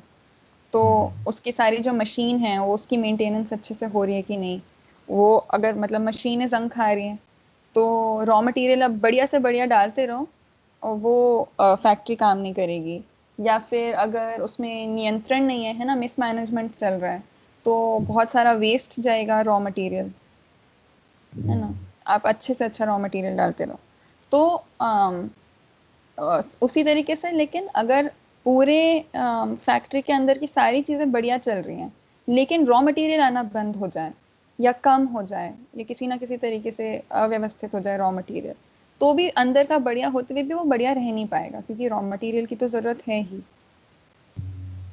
तो जब हम खाना खाते हैं हम उस फैक्ट्री को रॉ मटेरियल दे रहे हैं, और हमारा जो पूरा विहार है, जितना हमारा लाइफस्टाइल है जिसमें एक्सरसाइज इंक्लूडेड है, जिम जाना शायद, मतलब जिम जाना भी बेसिकली एक्सरसाइज ही है ना, अगर हम नेचुरली नहीं कर पा रहे तो फिर स्पेशल तरीके से करते हैं। तो वो एक तरीके से हमारी फैक्ट्री की मेंटेनेंस हो गई और फैक्ट्री का नियंत्रण हो गया। तो खाना भी ज़रूरी है और नियंत्रण और मेंटेनेंस भी ज़रूरी है। दोनों एक दूसरे को कॉम्प्लीमेंट ही करते हैं। अच्छा। तो आप, अगर हमारे में कोई बीमारी आ रही है, हम कमज़ोरी हो रही है, तो फिर ज़रूरी हो जाता है आइडेंटिफाई करना कि अच्छा, खाने में प्रॉब्लम है कि मेंटेनेंस में कोई प्रॉब्लम है, इसमें क्या प्रॉब्लम है, दोनों के कॉम्बिनेशन है क्या। ऐसे बहुत सारे कॉम्बिनेशन में प्रॉब्लम निकल के आइडेंटिफाई हो पाती है। क्योंकि हम तो केवल फाइनल रिजल्ट देखते हैं ना। जैसे कि अगर फैक्ट्री को देखें तो हमें दिखेगा अरे इसका तो पानी में कुछ बदबू आ रही है, या फिर जो प्रोडक्ट बन रहा है उसमें कुछ खराबी है, वो ठीक से काम नहीं कर रहा। हम बस फाइनल रिजल्ट को देखते हैं, फिर अनुमान लगाते हैं कि गड़बड़ कहाँ हुई होगी, इस तरीके से। और यहाँ से हम देख ही सकते हैं कि कितना ये बारीक मैकेनिज्म है एक एक पार्ट का, है ना। तो कहीं पुर्जे में प्रॉब्लम आ गई तो कहाँ कहाँ चेक करना पड़ता है, ठीक करना पड़ता है। सही बात है एकदम। एक एक चीज बहुत बहुत कॉम्प्लेक्स और सुंदर से सजी हुई है एक तरीके से। हम लोग वही फाइनल रिजल्ट को देखते हैं जब रिजल्ट आता है तो, और ये जो काम कर रहे हैं वहां पर क्या क्या प्रॉब्लम्स आ रहे हैं, वहां पर किन चीजों की जरूरत है, उसके बारे में हमको जनरली नहीं पता होता। रिएक्शंस जो होते हैं, जो हाँ, रिजल्ट आता है उसको हम देखते हैं। हाँ, मतलब हमें एंड में अगर नहीं काम करेगा तो यही पता चलेगा कि एटीपी बाहर नहीं आ रहे, है ना। लेकिन उसमें कहाँ पे प्रॉब्लम आई, क्यों प्रॉब्लम आई, वो हमें ज़रूरी नहीं है पता चले। तो अब इसको भी अप्रोच करने के दो तरीके होते हैं। जैसे हमारा जो वेस्टर्न मेडिसिन है वो फिर एग्जैक्टली आइडेंटिफाई करेगा कि जैसे फैक्ट्री में होता है ना, उसी तरीके से वो एग्जैक्टली आइडेंटिफाई करेगा कि अच्छा, इस पूरे माइटोकॉन्ड्रिया के कौन से मॉलिक्यूल में कहाँ प्रॉब्लम आई, और उस प्रॉब्लम को एक तरीके से जाके ठोक पीट के ठीक करने की कोशिश करेंगे। लेकिन जैसे और जो पुराने ट्रेडिशनल सिस्टम्स ऑफ मेडिसिन है, जैसे आयुर्वेद या चाइनीज मेडिसिन या कहीं के भी ट्रेडिशनल यूनानी जो मेडिसिन होते थे, वो इस अप्रोच को नहीं लेते थे। वो देखते थे कि एग्जैक्टली कौन से मशीन में प्रॉब्लम आई उसको नहीं देखते थे, उस मशीन, कहीं पे भी मशीन में प्रॉब्लम आई होगी भी तो क्यों आई उसको आइडेंटिफाई करने जाते थे। तो फिर मतलब मोटा मोटा पैटर्न्स बॉडी के समझ लिए थे, जैसे कि कुछ वात पित्त कफ होता है जो कि मोटा मोटा रेगुलेट करता है, उसमें भी कितने तरह के वायु हैं, कितने तरीके के पित्त हैं, कितने तरह के कफ हैं। इन सारे पैटर्न्स को आइडेंटिफाई करने के बाद मतलब एक तरीके से वो हो गया कि वो मेंटेनेंस टीम होती है ना फैक्ट्री की, उसमें कौन सी टीम में प्रॉब्लम है उसको देखते थे और उस टीम को कहते थे कि ऐसा ठीक है, ठीक हो जाओ, फिर वो अपनी टीम अपने मशीन्स को खुद से संभाल लेगी। अच्छा। है ना, इंस्टेड ऑफ मतलब जैसे समझो कि आप कोई फैक्ट्री चलाते हैं, उसमें कुछ प्रॉब्लम आ रही है तो बाहर से कोई स्पेशलिस्ट आके एक एक मशीन को चेक करके उसको ठीक करने जाए, ये हो गया मॉडर्न अप्रोच। लेकिन ट्रेडिशनल अप्रोच ये रहा कि कोई बाहर से जो स्पेशलिस्ट है, डॉक्टर है, वो आके उस फैक्ट्री की मैनेजमेंट के सारे टीम्स को देखता था कि अच्छा ये तुम्हारी वात टीम है, ये तुम्हारी पित्त टीम है, ये तुम्हारी ये टीम है, वायु टीम है, जो भी टीम है, और इस टीम में कौन सी टीम में प्रॉब्लम दिख रही है, उस टीम को थोड़ा रीट्रेन करके वापस भेजता था ताकि वे वो उस टीम में प्रॉब्लम आने के कारण जितनी और प्रॉब्लम्स बनी हैं वो टीम खुद ही ठीक कर देगी। तो ऐसे दो अप्रोच रहे हैं हेल्थ को लेके।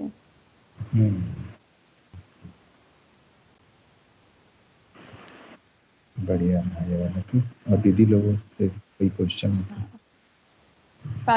गुरलीन दीदी आ गई क्या? हाँ हाँ मैं आ गई थी। मैं आ गई हेलो। थी, आगे ज्वाइन कर लिया था। हेलो। ये बहुत नई चीज थी और कुछ चीजें रिलेट भी कर पा रहे हैं कि पुराना स्कूल में भी और कॉलेज में भी कुछ कुछ पढ़ा है। तो मतलब ऐसे एज एन होल देखने में मतलब कितना अलग लग रहा है अभी पढ़ने में। तो पहले पढ़ते थे तो अलग लगता था क्योंकि हम कुछ एक सिंगल ऐसे ही पढ़ते थे ना, बट हम भी उसी से बने हुए हैं और उसको वैसे रिलेट कर पाना तो अभी ऐसे बहुत क्वेश्चन तो नहीं बन पा रहा है। लेकिन ना ये लग रहा है कि दोबारा एक बार और रिवाइज करेंगे तो शायद वो चीज कनेक्ट होती जाएगी, क्योंकि पहले का भी वीडियो रिकॉर्डिंग सुनी और भी एक बार समराइज किया तो वो बहुत अच्छे से कनेक्ट हुआ। तो बढ़िया, बहुत बढ़िया था, आज का भी बहुत अच्छा था। बढ़िया बढ़िया, इसीलिए पॉज करें कि ज्यादा एक बारी में इंफॉर्मेशन ओवरलोड ना हो जाए। हाँ। हाँ नहीं, अभी का थोड़ा सा वो भी था, कॉम्प्लेक्स भी था और लेकिन इंटरेस्टिंग था बहुत। अच्छा लगा ये ऐसे देख के कि हमारी सारी चीजें कैसे चल रही हैं, या कैसे होता है इसमें सारी चीजों का। बहुत सुंदर, इसका देख पाना तो बहुत ही अच्छा लगता है। पता नहीं जिन्होंने भी वीडियोस बनाए तो उनको तो बहुत सच ही में। ग्रेटफुल हूँ। वरना मतलब डायग्राम से भी दिखता है लेकिन वीडियो जब देखते तो लगता है वाओ, थोड़ा हाँ। चित्रण और जुड़ actually, पाता है। सही बात। हम्म। मतलब इसमें कोई ना एक्टर है ना एक्ट्रेस है ना कोई गाना है, पर इसके जो हीरोज हैं, इसमें जो रोल कर रहे हैं वो इतना बढ़िया कर रहे हैं ना है ना, एकदम। एकदम ऐसा लगता है कि बस उसमें मतलब सच बात है। खो गए, मतलब उसे देखने में भी हाँ उतना ही मजा आता है। हाँ, और सबसे मेन बिल्कुल बात ये बिल्कुल। रियलिटी वाला है, मतलब जो चीज हाँ, है फैक्ट है इसमें पूरा। हाँ।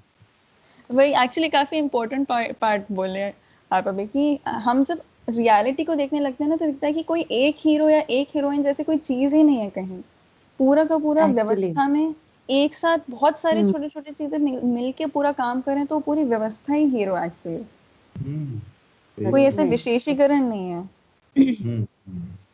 ये बहुत क्लियरली दिखता है, तो लेकिन हमारे भी सच। कॉन्सेप्शन जो हम्म। हम्म नहीं, सच में ये बहुत इम्पोर्टेंट है। मतलब ये दो हम छोटी सी चीज, जैसे किसी को कोई लगेगा कि हम क्या पढ़ रहे हैं, अपना ही छोटा सा हिस्सा पढ़ रहे हैं, लेकिन इससे कितना बड़ा मैसेज हमको मिल रहा है कि सभी एक जैसे हैं और सब में यही चीज है। कोई ऐसे यूनिकनेस जैसे अलग से कुछ है ऐसा नहीं है भाई, कोई हीरो हीरोइन एक ही नहीं है, कोई एक हम स्पेशल सभी नहीं है। इन्वॉल्व हैं। सच में। मतलब वो उसकी जो खासियत है, जो इतना बढ़िया सुपरनेस है, वो सबके एक साथ मिलके काम करने पे निकल के आती है। कोई अकेले हम्म बाकी सबको बचा रहा है या बाकी सबको तर रहा है, वो ऐसा कहीं पे भी दिखता ही नहीं है। पर सब साथ में काम कर पाते हैं तो सुपर हो जाते हैं, एक साथ काम नहीं कर पाते तो क्रैश हो जाते हैं। बिल्कुल ठीक बात है। तो अच्छी बात पे ध्यान दिला है विकास भाई आपकी बात पे। हम्म। बढ़िया। फाल्गुनी दीदी। हाँ, मैं ये सोच रही थी ये कितना कॉम्प्लेक्स है, लेकिन ये कितना बढ़िया तरीके से काम करता है सारा कुछ, मतलब स्वयं स्फूर्त विधि से ऐसा, मतलब मैं जैसे जैसे इसको देखती जा रही थी ना, मुझे वो सारी बातें याद आ रही है, जैसे कि सत्ता में संपृक्तता है, इसलिए वो उधर पूर्णता की ओर दिशा है, श्रम गति परिणाम, और ये इतना कॉम्प्लेक्स है। और और फिर भी ये लोग सब साथ में मिलके कितना बढ़िया तरीके से काम करते हैं। मतलब अभी जैसे अभी बात हुई ना, हाँ अभी आप बात कर रहे थे ना कि व्यवस्था ही हीरो है, मुझे बहुत ही बढ़िया लगा वो। एक्चुअली मेरे को ना ये याद है, अभी ऐसा मैं व्यवहार दर्शन पढ़ रही थी, तो मैं ऐसा सोच भी रही थी कि एक्चुअली भ्रमित अवस्था में ही ना वो व्यक्ति, या मैं हीरो, या मैं चाह जाऊं, मैं कर लूं, वो वाला है। जब ऐसे देखते हैं ना ऐसे सारी चीजों को, तो लगता है कि उस लेवल पे सब तालमेल इतना बढ़िया तरीके से कर सकते हैं, तो हम लोग तो चैतन्य इकाई है, हम तो बहुत अच्छा कर ही सकते हैं एक दूसरे के बिल्कुल। साथ मिलके।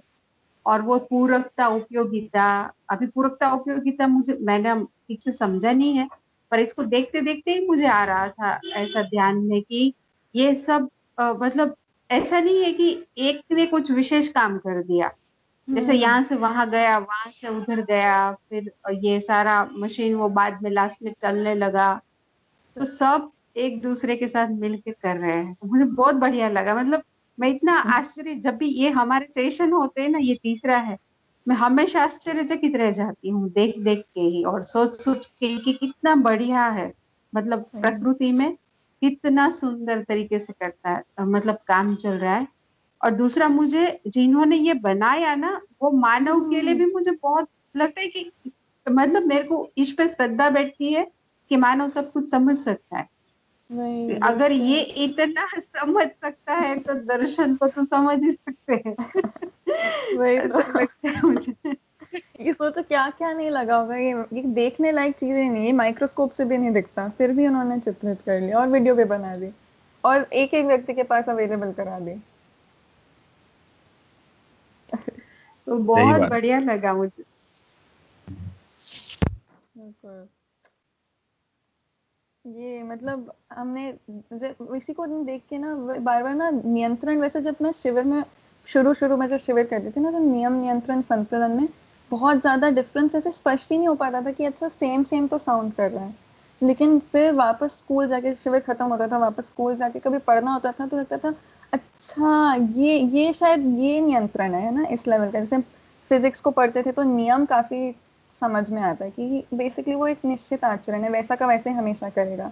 फिर इसको देखते तो एकदम लगता है हाँ यही तो नियंत्रण होगा ना, ये नहीं है तो क्या है नियंत्रण इन सब सही के बात बीच है। का। हाँ। फिर आगे बायो में पढ़े तो इकोलॉजी पे आते हैं तो फिर दिखता है अच्छा संतुलन का मतलब क्या है, मतलब ये अलग चीजें हैं। पर ऐसे शब्दों में मतलब उस टाइम पूरी तरीके से टच नहीं होता था मेरे को, पर ऐसे जब पढ़ने जाते थे तो लगता था अच्छा इसी की बात शायद कर रहे होंगे। बढ़िया ये वाला। बहुत बढ़िया। इसमें एक बात मुझे और मतलब ऐसा कनेक्ट हो रहा था कि जैसे हम लोग जो हर इकाई उपयोगी और पूरक है बोलते हैं, तो इसमें जिस तरह से इसकी फंक्शनिंग थी वो बढ़िया एकदम। हर इकाई उपयोगी भी है और जो बड़ी व्यवस्था है उनकी आपस में ही उसमें उसके लिए पूरक भी हो रहे हैं, तो ऐसा पूरा कर रहे हैं, पूरी जितने वहां हम्म। पर इकाइयां हैं सभी कर रहे हैं वहां पर। बिल्कुल। तो वो एक चीज बिल्कुल। दिखा।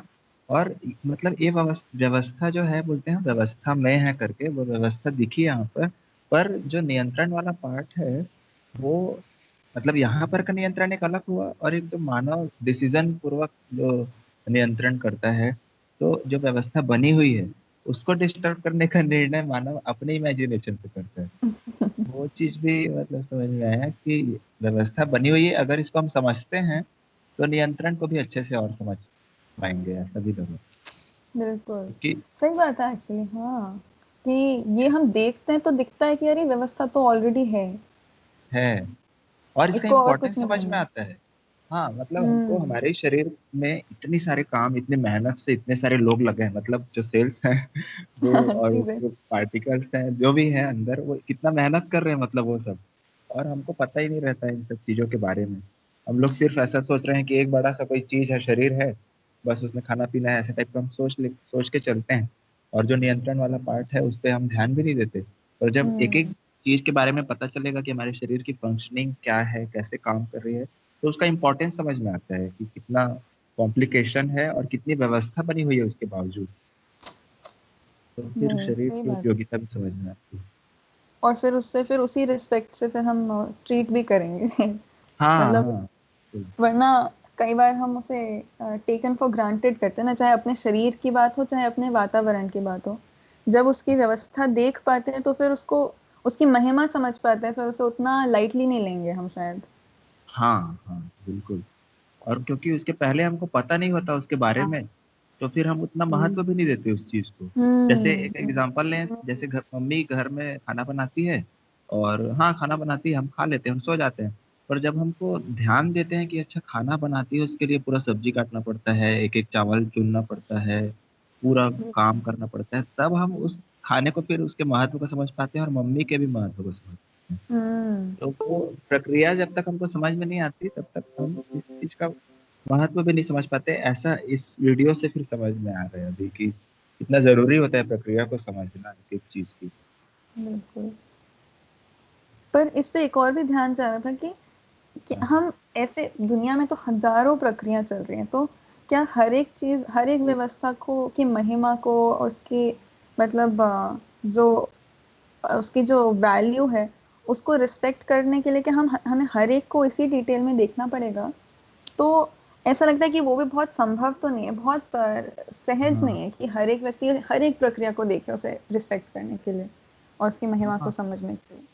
तो यही। शायद मुझे तो ऐसा लगता है कि जैसे हम धीरे धीरे करके एक एक लेवल की प्रक्रिया को एक झलक लेते हैं ना, तो हमें हम्म, ध्यान में आ जाता है अच्छा इस लेवल पे भी इतना कुछ चल रहा है। अब हमारे को हर एक, जैसे माइटोकॉन्ड्रिया का हमने ये प्रोसेस समझ लिया, तो वैसे सेल में हजारों अलग अलग तरह के ऑर्गेनेल्स हैं।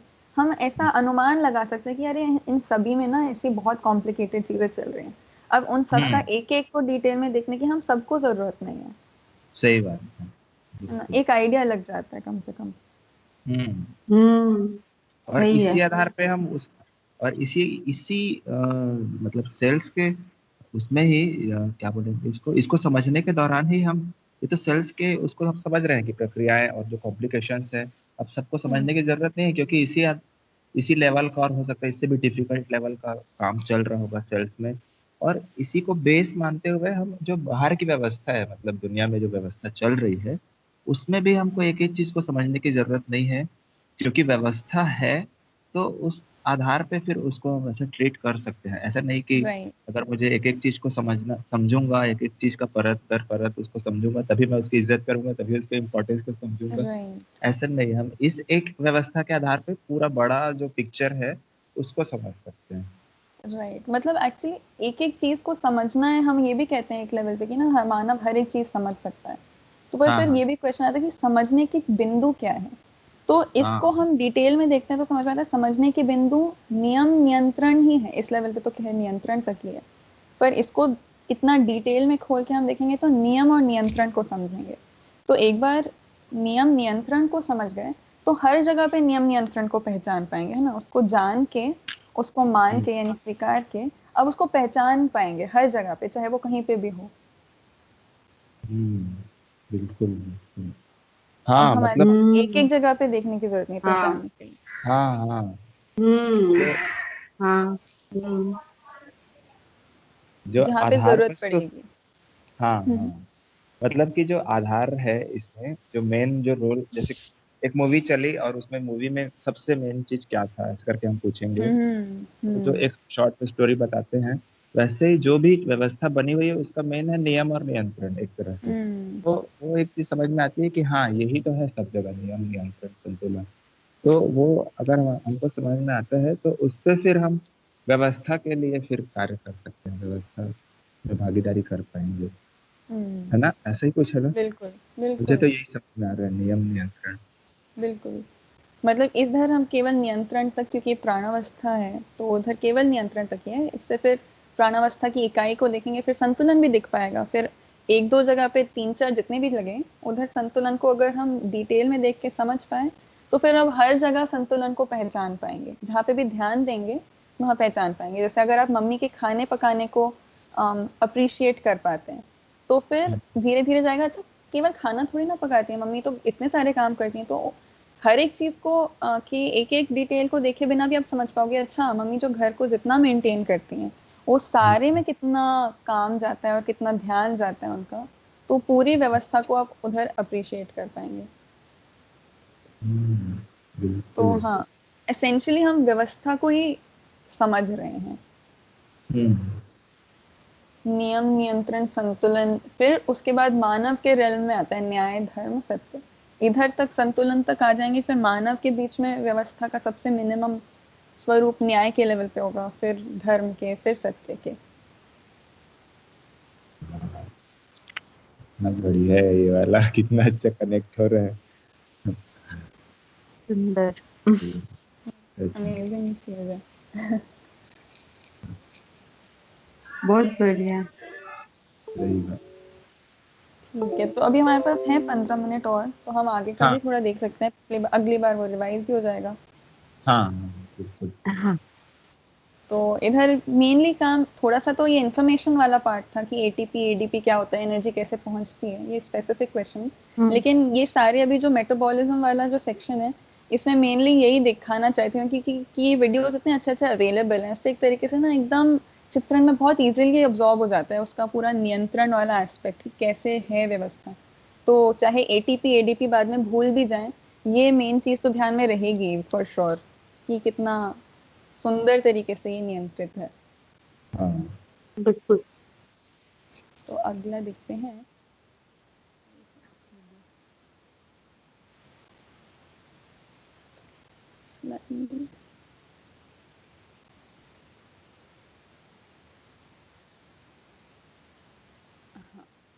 ठीक है, फिर था अगला टॉपिक है। एक तो है कि हाँ एनर्जी कैसे मिलती है, हमने कर लिया। ट्रांसपोर्ट कैसे होता है।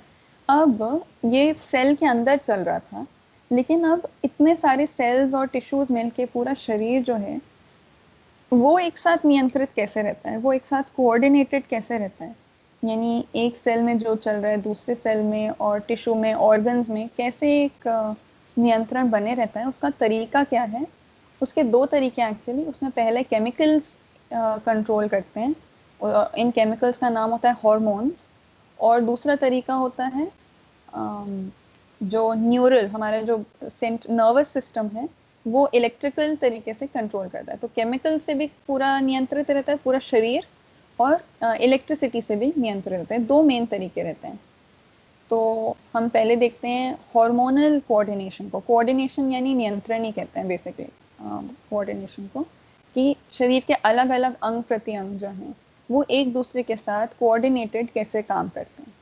तो एक एग्जांपल हम ले रहे हैं हॉर्मोन्स, यानी जो केमिकल्स ऐसे कोऑर्डिनेशन में हेल्प करते हैं वो किस तरीके से काम करते हैं।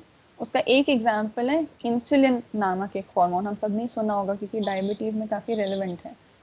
और इसका काम क्या होता है इस हार्मोन का, कि वो अब हमारे जो सेल्स हैं शरीर के उनको बताता है कि हमारे खून में अब ग्लूकोज आ गया है पच के, अब इसे आप अंदर ले लो और इसे यूज़ कर लो एनर्जी के लिए। वो हमने देखा एटीपी में ग्लूकोज की ज़रूरत होती है माइटोकॉन्ड्रिया के अंदर ताकि एटीपी बन सके। और ये माइटोकॉन्ड्रिया में कहाँ से आता है, माइटोकॉन्ड्रिया किसी सेल के अंदर है शरीर के। और सेल जो है वो मतलब बहुत सारे सेल्स एक साथ जुड़े रहते हैं, और उन सेल्स के आसपास नलियों की तरह छोटी छोटी ब्लड की वेसल्स आती हैं, एक तरीके से डिलीवरी सिस्टम। तो जब उन पाइपलाइंस में ये इंसुलिन हार्मोन आता है तो सेल्स अपना दरवाज़ा खोल देते हैं कि अच्छा अब ग्लूकोज आ गया है, अब हम ग्लूकोज को लेना शुरू कर लेते हैं। और जब इंसुलिन नहीं रहता तो सेल्स ये ग्लूकोज को अब्जॉर्ब नहीं कर पाते ब्लड से। तो वो जो ब्लड में जो शुगर है फिर वो ब्लड में ही रह जाता है, सेल्स में नहीं जा पाता। तो ब्लड शुगर, इंसुलिन लेवल, ये सब टर्म्स काफ़ी फेमिलियर हैं, इसलिए मैंने फिर इंसुलिन का एग्जांपल लिया। तो उसका हम वीडियो एक बार देखते हैं कैसे ये काम करता है।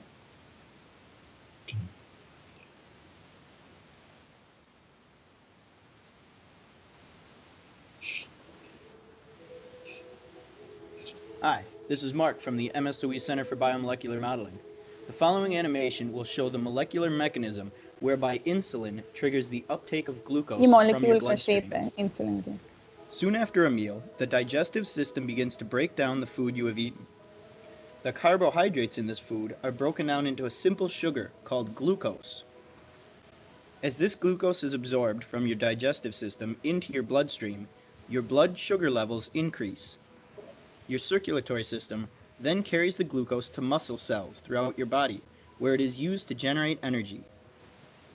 And here's the important part. In order to get that glucose that's now in your bloodstream into your muscle cells, you need to have insulin present to trigger that uptake event. Insulin is a small protein hormone produced by your pancreas.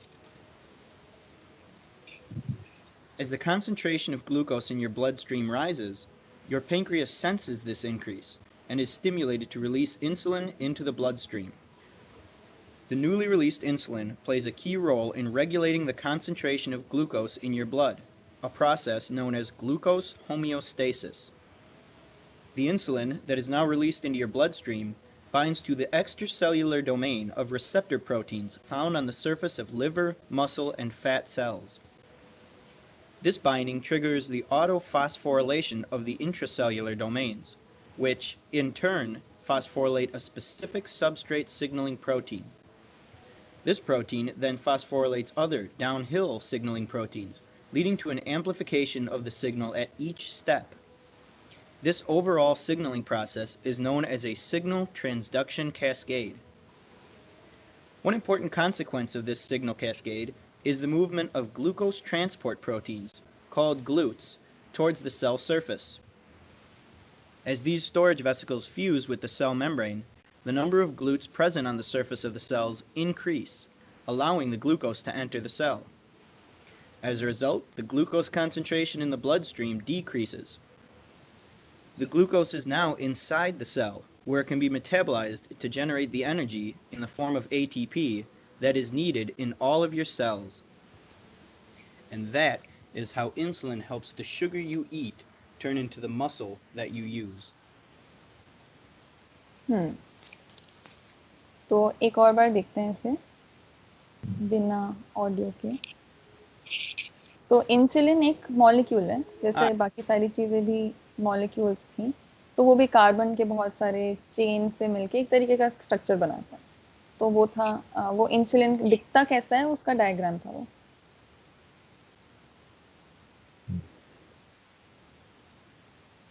ठीक है, तो ये बताएंगे कि ये insulin कैसे हमारे खून में ग्लूकोज को मेंटेन करने में हेल्प करता है और ग्लूकोज के यूज़ हो जाने में भी हेल्प करता है।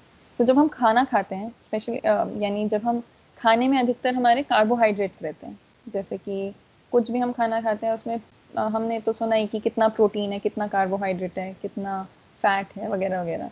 तो अधिकतर हम लोग कार्बोहाइड्रेट्स खा रहे होते हैं और वो कार्बोहाइड्रेट्स जब डाइजेस्ट होते हैं हमारे इंटेस्टाइन्स में, हमारे स्टमक में, तो वो ब्रेक डाउन होके बनते हैं ग्लूकोज। हमने देखा था ना कि बड़े बड़े कार्बोहाइड्रेट के जो चेन है वो छोटे छोटे घटक से बने होते हैं। घटक यानी इसको एक को मोनोसैकेराइड भी कहते हैं और लंबे से कार्बोहाइड्रेट को पॉलीसैकेराइड कहते हैं वैसे तो। और एक जो उसका घटक है सबसे सिंपल वाला, उसका नाम है ग्लूकोज। वो ऐसा दिखता है। इसमें ये जो एटम्स हैं वो कार्बन है और साथ में वो कुछ बॉन्ड से जुड़े हुए हैं हाइड्रोजन से और ऑक्सीजन से। तो ये एक ग्लूकोज ऐसा दिखता है एटम के स्ट्रक्चर को, मॉलिक्यूल के स्ट्रक्चर को देखें तो। अब ये खाते हैं तो ऐसा नहीं होता, खाते तो लंबी सी कोई चेन होती है, पर पहले हम उसे अपने दांतों से तोड़ते हैं, फिर हमारा जो थूक होता है वो उसे पचाना शुरू करता है। कार्बोहाइड्रेट्स को मुंह से ही शुरू हो जाता है कार्बोहाइड्रेट्स का पचना। फिर वो जब तक इंटेस्टाइन्स में पहुंचता है, इंटेस्टाइन्स में पहुंचते पहुंचते ये सारे के सारे लंबे लंबे कार्बोहाइड्रेट्स टूट टूट के ग्लूकोज बन चुके होते हैं और इंटेस्टाइन्स में जो ये टूट चुके हैं, अब छोटे हो गए हैं, वापस घटकों में बदल गए हैं ग्लूकोज, वो अब अब्जॉर्ब हो जाता है। इंटेस्टाइन्स हमारे जो है वो बहुत सारी ब्लड वेसल्स से जुड़ी हुई होती हैं, और वो सारे ब्लड वेसल्स ये सोख लेते हैं इंटेस्टाइन के अंदर में से सारे अच्छे से ग्लूकोज को, और फिर खून को ले जाते हैं शरीर में। अब खून में भर गया सारा ग्लूकोज जो डाइजेस्ट हुआ, तो खून में खूब सारा जब ग्लूकोज डिटेक्ट करता है हमारा पैनक्रियाज। पैनक्रियाज एक ऑर्गन का नाम है जिसके बारे में हम बहुत ज़्यादा सुनते नहीं हैं, पर वो काफ़ी इंपॉर्टेंट चीज़ है। ये जो ग्राफ है वो बस इतना दिखा रहा है कि पहले हमारे खून में कितना ग्लूकोज था। ये अगर ग्लूकोज माने, ये ग्राफ माने कि कितना उसका लेवल है, ये नीचे है तो 0 है, ऊपर है तो ये 100 और ये 200।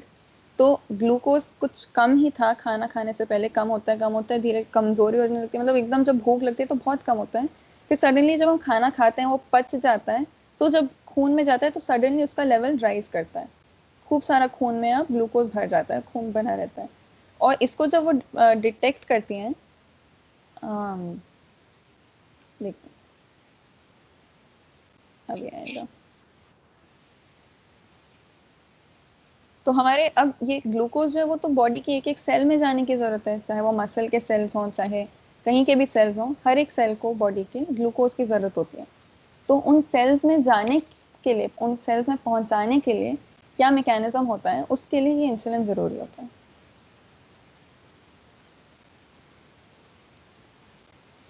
क्योंकि अब जब खून में ग्लूकोज बढ़ गया है तो पैनक्रियाज डिटेक्ट करता है कि अरे ग्लूकोज तो बहुत बढ़ गया है, तो वो जब डिटेक्ट करता है तो एक प्रोटीन होता है इंसुलिन, वो उसको खून में सिक्रीट करने लगता है, डालने लगता है। उसका ये एक मैकेनिज्म है, जैसे हमने ताला चाबी वाली बात डिस्कस करी थी ना, तो वो डिटेक्ट करता है कि यहाँ पे ग्लूकोज बढ़ने पर ही वो इंसुलिन को खून में भरेगा। तो ग्लूकोज बढ़ा और पैनक्रियाज ने इंसुलिन को भी खून में डालना शुरू किया। अब हमारे पूरे शरीर में खूब सारा इंसुलिन भी भर जाता है। अब ये इंसुलिन भी है खून में और ग्लूकोज भी है। अब ये जब खून अलग अलग सेल्स के पास पहुंचता है तो क्या होता है, ये खून जा रहा है, ये जो इसमें रेड रेड डिस्क है वो हमारे रेड ब्लड सेल्स हैं, ये जो चमकता हुआ चीज़ है वो इंसुलिन है, और जो छोटे छोटे डॉट्स हैं वो ग्लूकोज है, ये बह रहे हैं। अब क्या करना है, इस इंसुलिन को एक normal level of glucose maintain करना है ब्लड में। इससे कम भी नहीं हो सकता और इससे ज़्यादा भी नहीं हो सकता, उसके भी काफ़ी कारण रहते हैं। अगर जैसे सेल्स ने सारा का सारा ग्लूकोज ले लिया खून में से तो भी प्रॉब्लम हो जाती है, तो फिर आगे का सिस्टम नहीं कंटिन्यू हो पाता। और अगर सेल्स ने नहीं लिया तो भी प्रॉब्लम है ऑफकोर्स, क्योंकि सेल्स को तो ग्लूकोज चाहिए। तो ब्लड में एक नॉर्मल लेवल ऑफ ग्लूकोज हमेशा बनाए रखने की ज़रूरत है। इस normal stable balanced level of glucose को कहते हैं ग्लूकोज होम्योस्टैसिस। तो जब जब खून में ग्लूकोज कम होता है तब इंसुलिन भी खून में नहीं होता, क्योंकि पैनक्रियाज उसे सिक्रेट नहीं कर रहे होते। इसलिए इंसुलिन ना होने के कारण जो सेल्स हैं वो अब खून में जितना बचा कुचा थोड़ा सा ग्लूकोज है उसको अब्जॉर्ब नहीं करेंगे, क्योंकि उन्हें इंस्ट्रक्शन नहीं मिल रहे अब्जॉर्ब करने की। तो अब्जॉर्ब नहीं कर रहे तो इसलिए वो मेंटेन होगा, एक मिनिमम लेवल मेंटेन होकर रखेगा।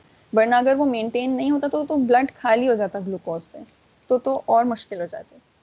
तो उसको अब ये तो नॉर्मल लेवल पे तो बंद है सारा सिस्टम, लेकिन जब इसे चालू करना है, अब जब खूब सारा रश आ रहा है इंटेस्टाइन्स में से ग्लूकोज का, अगर तभी भी सारे दरवाजे बंद रहें तो हमारा खून बहुत मीठा हो जाएगा, हमारा ब्लड शुगर लेवल्स बहुत राइज हो जाएंगे, जो कि भी प्रॉब्लमैटिक है। तो अब इसको शुरू करने के लिए पैनक्रियाज ये इंसुलिन रिलीज करता है। तो इंसुलिन पहले जाता है और सेल्स में, जो सेल्स हैं हमारे पूरे बॉडी के जितने सेल्स हैं, जैसे लिवर के सेल्स और मसल के सेल्स और कुछ कुछ और भी नाम देते हैं, उन सेल्स के जो सरफेस है, ये इनकी सेल मेम्ब्रेन है, उन पे कुछ ये एक रिसेप्टर्स होते हैं। रिसेप्टर्स यानी एक ऐसी स्पेसिफिक लॉक जिसमें इंसुलिन नामक की जुड़ सकेगा। सो उन ऐसे कीज पे जाके जुड़ जाता है और इसके इधर जुड़ जाने से एक चेन रिएक्शन शुरू होता है। मतलब बहुत सारे ताले अब इसके जुड़ने के कारण खुलने लग जाते हैं सेल के अंदर। ये तो एक ताला खोला इंसुलिन ने, अब ऐसे बहुत सारे ताले खुलेंगे इसके कारण, जो कि वीडियो में दिखाते हैं, बहुत लंबे लंबे चेन रिएक्शन है। कि इसका ताला खुलने के कारण इसका ताला खुला, इसका ताला खुलने के कारण इसके ताला खुला, इसके कारण ये, और ये फाइनली जब खुल जाते हैं तो अब ये एक्टिवेट करते हैं अंदर के ऐसे एक स्ट्रक्चर को। इस स्ट्रक्चर को हम देखेंगे तो ये भी एक मेम्ब्रेन से बना हुआ है ना, लिपिड बाइलेयर है, उससे बना हुआ है, और इस पे कुछ ही स्पेशल तरीके के कुछ प्रोटीन्स इस पे जुड़े हुए हैं। तो अब ये क्या होता है, इस पे ये फाइनल जो चेन रिएक्शन में चीज़ बनी वो आके इस मेम्ब्रेन को बोलती है चलो अब तुम हमारे सेल के मेम्ब्रेन की तरफ जाओ और उससे जुड़ जाओ, क्योंकि ये सेम ही चीज़ से बने तो ये ऐसा कर सकता है ना, ये भी लिपिड्स थे, ये भी लिपिड्स थे, अब ये ऐसे जुड़ के बन सकते हैं। तो एक तरीके से सेल का जो सरफेस एरिया है वो बढ़ गया है ना, उसकी जो मेम्ब्रेन था अब उसमें एक्स्ट्रा एक पार्ट ज्वाइन हो गया है, और क्योंकि ये ज्वाइन हो गया है तो उसके जो एक्स्ट्रा मेम्ब्रेन में जो ये प्रोटीन्स जुड़े हुए थे वो भी अब ब्लड के कांटेक्ट में आ गए हैं। तो अब ये ब्लड के कांटेक्ट में आ गए तो ये ही वो स्पेशल डोरवे है जिससे कि ग्लूकोज सेल के अंदर आ सकता है। तो अब इनके थ्रू ग्लूकोज सेल के अंदर आने लग जाते हैं, और ये क्योंकि लिमिटेड डोरवेज हैं तो लिमिटेड अमाउंट ऑफ ग्लूकोज ही अंदर आएगा, क्योंकि यहाँ पे खूब सारा ग्लूकोज है और अंदर तो बिल्कुल भी नहीं है। तो अगर केवल डिफ्यूजन पे छोड़ते तो सारा का सारा अंदर आ जाता, लेकिन ग्लूकोज केवल इन दरवाजों से ही आ पाता है। इस तरीके से इंसुलिन हार्मोन जो पैंक्रियाज क्रिएट करता है, रिलीज करता है, वो हमारे सेल्स में खून से ग्लूकोज के लेने को रेगुलेट करता है। तो जिस तरीके से इंसुलिन ब्लड ग्लूकोज को रेगुलेट करता है, उस तरीके से बहुत सारे तरीके के हार्मोन्स हैं जो अलग अलग प्रोसेसेस को हमारे शरीर में रेगुलेट करते हैं कि ये होगा तभी वो होगा, इफ देन वाले बहुत सारे कंडीशंस को मेंटेन करते हैं। जैसे सोने का एक हार्मोन होता है मेलेटोनिन, तो वो हमारा एक पाइनियल ग्लैंड होता है एकदम माथे के बीच में इधर, वो रिलीज करता है जब अंधेरा होता है हमारे वातावरण में, और एक सर्टेन टाइम होता है, हमारा सर्केडियन रिदम होता है, क्लॉक की तरह होता है। तो वो टाइम आने के कॉम्बिनेशन में, वो टाइम होने से और अंधेरा होने से, दोनों होने से ये पाइनियल ग्लैंड मेलाटोनिन रिलीज करता है पूरे शरीर में, जो कि पूरे शरीर में नींद भर देता है। तो उससे पूरे अब फिर हमारे को नींद आने लगती है। तो मतलब बहुत सारे हार्मोन्स अलग अलग काम करते हैं, केमिकल्स, जिस तरीके से ये इंसुलिन ने इधर ग्लूकोज के रेगुलेशन में काम किया। इस तरीके से अलग अलग पार्ट रेगुलेट होते रहते हैं हमारे शरीर के केमिकली।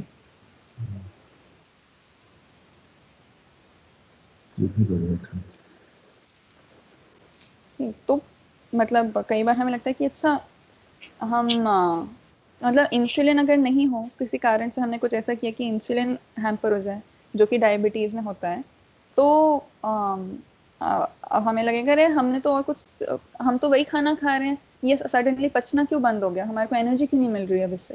वो एनर्जी इसलिए नहीं मिल रही कि सारा का सारा जो ग्लूकोज था आपके खून में पड़ा रह गया, सेल्स तक तो पहुंचा ही नहीं, क्योंकि इंसुलिन नहीं था। तो रास्ते के किसी कहीं पे कोई भी प्रॉब्लम आ जाने से, वो इतना इंटरकनेक्टेड है, कहीं का प्रॉब्लम कहीं और पहुंच जाता है। खून मीठा हो जाने के कारण, डायबिटीज़ के रिजल्ट के कारण और बहुत सारी चीज़ें हो जाती हैं। और डायबिटीज़ से पहले भी डायबिटीज़ होता क्यों है, उसके पहले भी बहुत सारी और कहीं प्रॉब्लम आई होंगी बहुत टाइम तक जो एड्रेस नहीं की होंगी, तभी जाके डायबिटीज़ हुआ, मतलब ये इंसुलिन के रेगुलेशन में प्रॉब्लम आ गई। तो बेसिकली इन सारी चीज़ों को सही टाइम पे सही तरीके से एड्रेस करने की ज़रूरत होती है, क्योंकि ये एक दूसरे से बहुत कनेक्टेड है। एक चीज़ को बहुत देर तक, अगर एक चीज़ में प्रॉब्लम आ रही है तो बहुत देर तक छोड़ दिया तो फिर वो बहुत सारी चीज़ों को अफेक्ट कर देगा।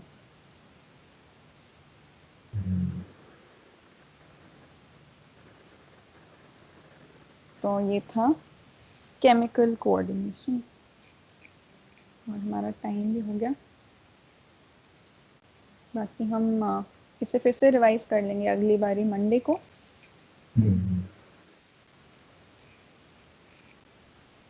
किसी को जाने से पहले अगर कुछ कहना है, नहीं तो फिर हम एंड कर देंगे, 5 मिनट एक्स्ट्रा हो गए। नहीं, बढ़िया है, आपने बहुत मेहनत की है हमें समझाने के लिए, बहुत ही अच्छा है, बहुत सुंदर सच में। मैंने तो बस कलेक्ट किया है, लोगों ने ऑलरेडी मेहनत कर करके रखी हुई थी। मतलब हाँ हमारे लिए तो आप हुए ना नहीं, जिसने पूरा सारी चीजें हमारे लिए कलेक्ट कर दी। और क्या। हाँ अच्छा। हाँ वही। हाँ वही है, मतलब इसमें इस पूरी व्यवस्था का काम करने का ही रिजल्ट है वो, हाँ। बिल्कुल। एक व्यक्ति का नहीं। हाँ। जैसे इंसुलिन कह सकते हैं कि उसने तो सेल के लिए काम किया, लेकिन वो इंसुलिन के आने के लिए बहुत सारी चीजें लगी थी। हाँ। हम्म ठीक है, चलिए फिर मिलते हैं मंडे हाँ को। हाँ। बिल्कुल। मंडे को। हाँ बिल्कुल। Okay. Okay, thank you. Welcome, thank you. Thank you. धन्यवाद। बाय। हम्म, बाय बाय, बाय। नमस्ते। नमस्ते। नमस्ते।